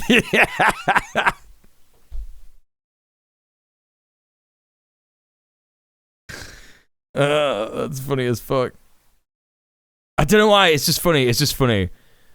I'm trying to get into Linux, but I'm yet to find a distro that feels comfy, if that makes sense. Yeah. Look, here's the thing. I genuinely believe that like Windows is a load of shit. It's owned by Microsoft. They're trying to get me to use this like new version of Outlook. You know what I mean? It's like really cringe, really bad. They got like ads on it and shit like that. You know? So I get it. I get the Linux stuff. I do get it. It would be cool and based if I could understand how it works. Hey, Barbara Loden, Linux user here. I just have my mum a Debian, just gave my mum a Debian ThinkPad to replace her MacBook. Incredible. Anyway, yeah, I was just joking. Linux nerds are cool. Nerds are cool. Just ragging on you. Don't worry about it. I hate Microsoft slightly more than putting up with Linux. Oh no, yeah, Microsoft is horrific. Definitely. I think we care a lot less about kids on iPads if it weren't for shovelware and predatory mobile games. I don't even know if people are worried about kids getting onto that stuff. People aren't worried about kids on iPads for the right reasons. People are worried about kids on... They're not even worried about kids on iPads. They just like to mock them, innit? Yeah, post away, Ed. To buy a new one. Like I mentioned before, giving kids unlimited screen time from any age, but especially an early age, can result in more meltdowns when it's time to turn them off. On the other side, the pandemic and kids being out of school is a real issue, especially since there's been a teacher shortage because of stagnant wages and lack of support from school systems. Homeschooling has crazy that it's capitalism that's the problem. Crazy. And though good went from institutions in the US, really anyone can homeschool. Your own parent could be your screen time for real little kids is also just bad news. Nah, you see, we spoke about this earlier. It's not. Like, you know, people think that like screen time is a new thing. Like, you didn't have a TV? Some people didn't have a TV when they were growing up. I had a TV when I was growing up. I was glued to that shit 24/7. You could not get me away from that fucking TV. You know? It's just the same. It's the same. Does vary by state. In Ohio, for example, parents must have either a high school diploma or equivalency to be eligible to homeschool. Students must receive a minimum of 900 hours of instruction in a Fucking homeschool year. Homeschool curriculum fucked. choice is completely up to individual families, but certain subjects are required. So you don't need a degree in pedagogy, teaching, or any specializations. You just need to have graduated from high school. That's not concerning. Not to mention that a lot of homeschools have popped up just because conservative parents don't want their kids exposed to learning about racism or LGBTQ plus issues. The parents want to continue to hyper-individualize and cater their kids' education to their own political views. Yeah, those kids are going to be really fucked up. Not to mention how these homeschools become echo chambers for their community's beliefs, purposefully excluding those who, in their eyes, don't belong or would challenge their way of Oh, Ed, yeah, I don't know how to do permits on YouTube. Hold up.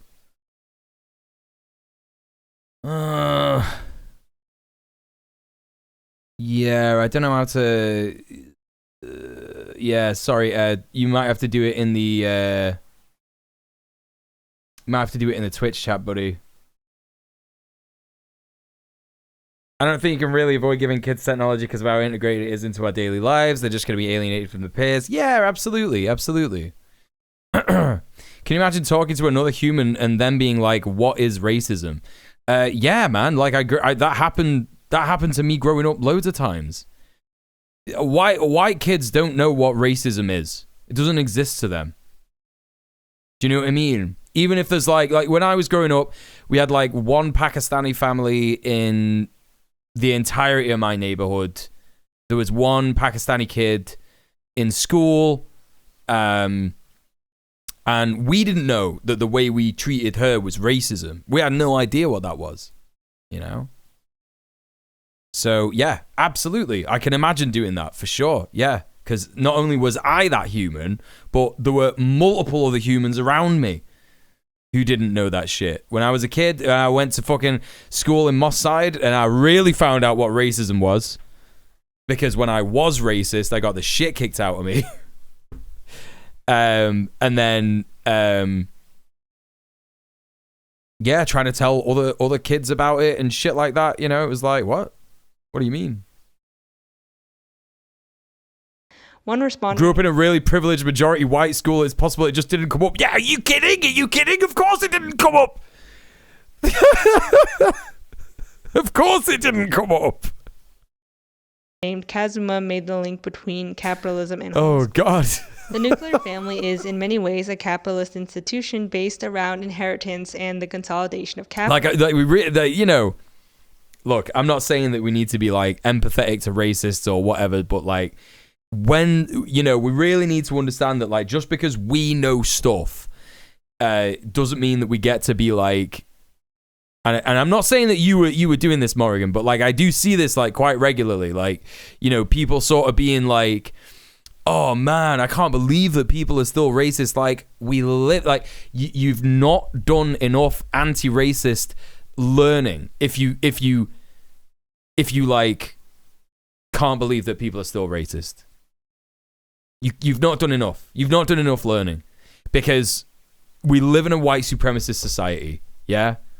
It should not be a shock that people are still racist. It should not be a shock that people are still queerphobic. It should not be a shock that people are still misogynistic. It should not be a shock that people are still classist, ableist, etc. Right? Because this is the society we live in. Just because we have like learned these things doesn't mean that like all of a sudden everybody else has learned it as well. This, that, and the other. You know. I suppose it's more the misunderstanding of what racism is than understanding the larger socioeconomic system. This is entirely the issue. If you don't understand the socioeconomic system, then you don't understand racism, right? You don't understand it. I remember as a kid knowing that I was a racist, but at the same time not knowing what being anti-racist looked like. Or entail, because it was in a predominantly white area. Right. Yeah, no, everybody goes through that journey. Yeah, for sure. My parents tried to restrict TV and games. Grew up on the Xbox 360 era. Can confirm it just made me feel alienated. Mostly just found a way around restrictions. Absolutely the same. My dad had a clock. When I was at my mum's, I could play video games whenever I wanted. Right? And that was fucking sick. And I never got tired of it. And I still love video games now. Yeah? Video games are sick. I think everybody in the world should be allowed to play video games as much as they want. Yeah, that's my ideology. I'm a video game materialist. I don't know what you call it. But at my dad's, yeah, he had a clock, and it was like, it was like shaded in, like a third of it was shaded in as like playtime, and then 2/3 of it was like no playtime. And I was like, so not down for that shit. It made me resent him. You know, I told kids about that in my classes growing up at school, and they were like, no idea what you're on about, bro. That's never happened to me. The closest that I'd ever like come to something like that was my mate's dad, who put an axe through his Xbox because he upset him or lied about something or something. And that was insane. That was like, whoa, okay. Now I'm feeling kind of good about what happened to me, but just crazy. Best gamer take of all time. Yeah, literally. Yeah. Biggest thing for me is not to be a knee-jerk person who gets really insecure when someone calls out my racism. I just need to sit down and listen a lot of the time. Look, like, you know, as white people, we're like just racist because of how society has brainwashed us to be that way. Even if you're like the most anti-racist white guy or white person, whatever, like, you know what I mean? Like, that could possibly exist, like, you're still gonna have some prejudices, you're still gonna have some ways of thinking, and, you know, I try to approach things in that way. Yeah, that's the best way to approach it. Yeah, you have to remember that, like, there is still like a small ember of racism that is like deep within us, and, you know, we should be mad. You know, every single white person should be so fucking mad, pissed at the system that it made us that way. Yeah, that white supremacy made us that way. Like, every single white person who understands that fundamentally should be an anti-fascist, anti-racist activist, because, you know, wouldn't it be fucking great to not have that? We don't know what life is gonna be like without that. Hopefully for our like future generations, we have no idea. Yeah, but hopefully we can have a future where one day people aren't having to have like a life where they don't know what it's like to not actually be racist. You know what I mean? It sucks. Yeah, here's the permit. There you go. To a certain age, depending on your character, I feel like you just think racism is funny because you don't know it's generally bad and taboo. You don't know anything about it, really. That was my experience. I knew it was bad and it was funny because it was taboo, not because of the racist content. No, of course. Yeah. Because you don't see how it affects people. Right. Hello, my old chum. Thanks for the follow. Appreciate that. Yeah. I mean, like, it happens now. Like, to say it doesn't happen now is absurd, innit? You know? Hey, no worries, Baz. Take it easy. Thanks for being here. Simple acts of going out with friends' houses on play dates and sleepovers where you watch movies that you can't watch, play games you shouldn't play, eat food you can't have or not allowed to have. Yeah, that fucks you up. That fucks you up. Excuse me.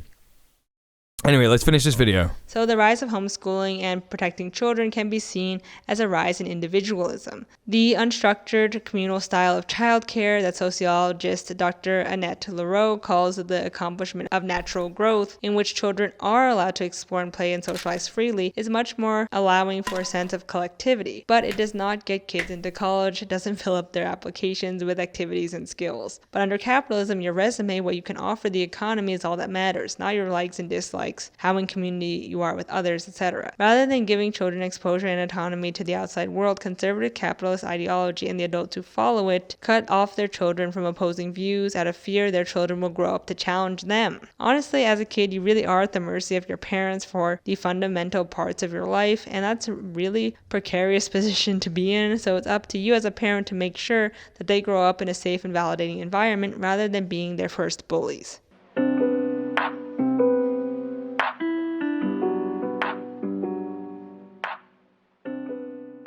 Yeah, imagine that being your kids' first Children are bullies. generally viewed in a negative light, even though we love to tout how important they are. As many of you pointed out, children are seen as annoying and a nuisance. People seem to think that they're entitled to a child-free world simply because they are annoyed by them.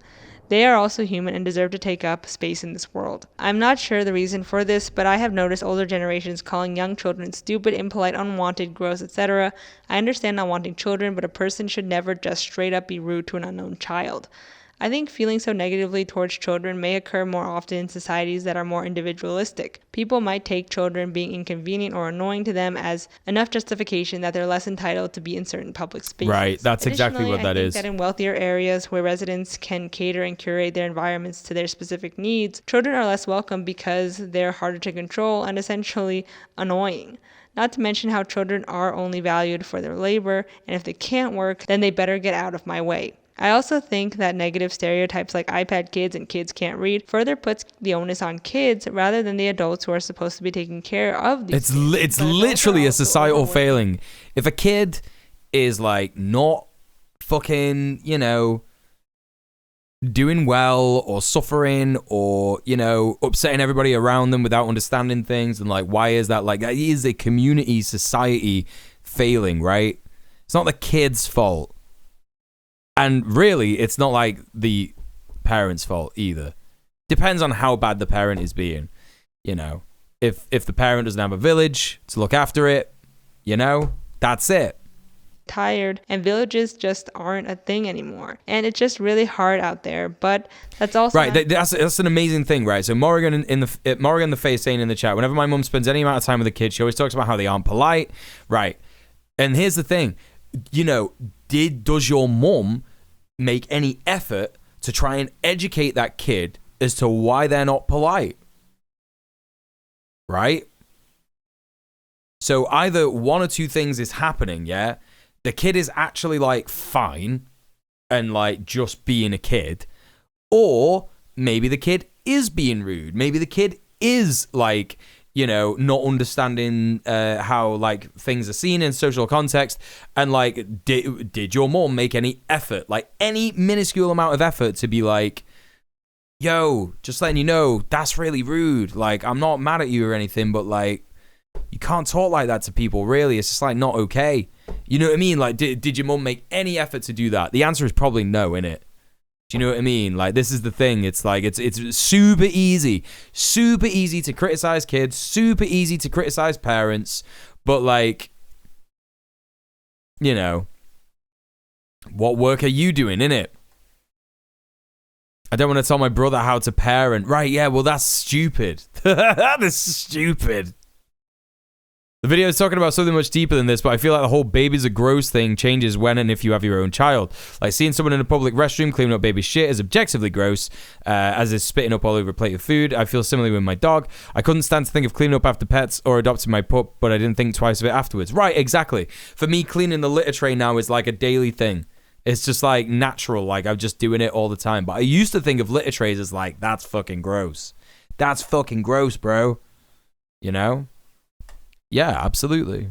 An excuse to just let your I imagine it's similar with kids. Garbage as they want and treat others badly, etc. In all, I think we need to create a better, more welcoming society for kids and for neurodivergent people as well, whether that be on planes or weddings or public spaces in general. Everyone should be included in society, and rather than creating little bubbles and calling law enforcement, we need to learn how to communicate with each other and see people for who they are. Extend kindness when possible, and just try to better coexist with one another, because the system we're living under is constantly trying to tear us apart, and we just can't let the economy win. So that's it for this video. Thank you so much for participating in the viewer survey and for watching to the end. I hope you enjoyed it, and let me know what you thought down below. Thanks again, and I'll see you in the next one. Bye.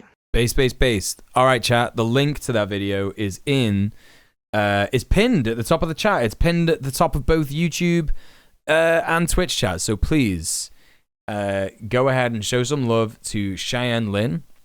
Absolutely incredible. We didn't get to all the things that I wanted to get to today on the stream because we had a bunch of like stunlock moments. That's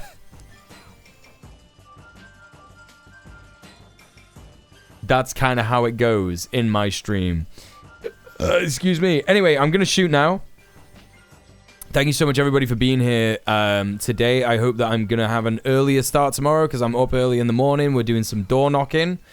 Thank you so much, everybody, today for all the donos.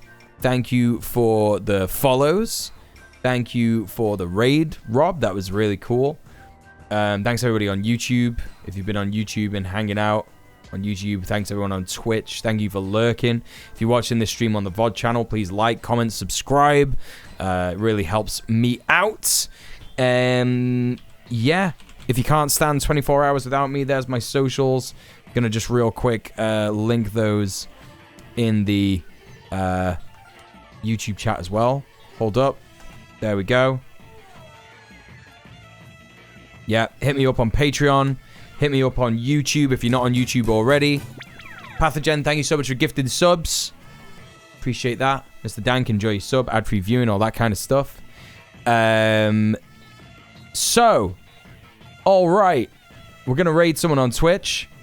It was nice to pop in and have some good conversations. Good. I hope everybody does feel that the conversations we have here are good and productive. That's the very minimum of kind of what I want from my stream. I hope everybody's feeling a bit more material about their analysis. I hope everyone's feeling a bit more communist. I hope everyone's feeling a bit more anarchist.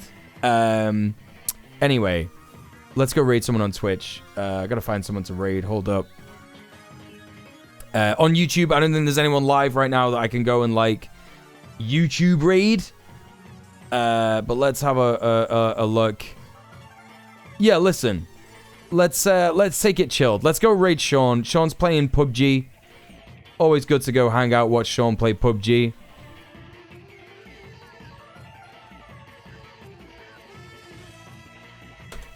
There you go.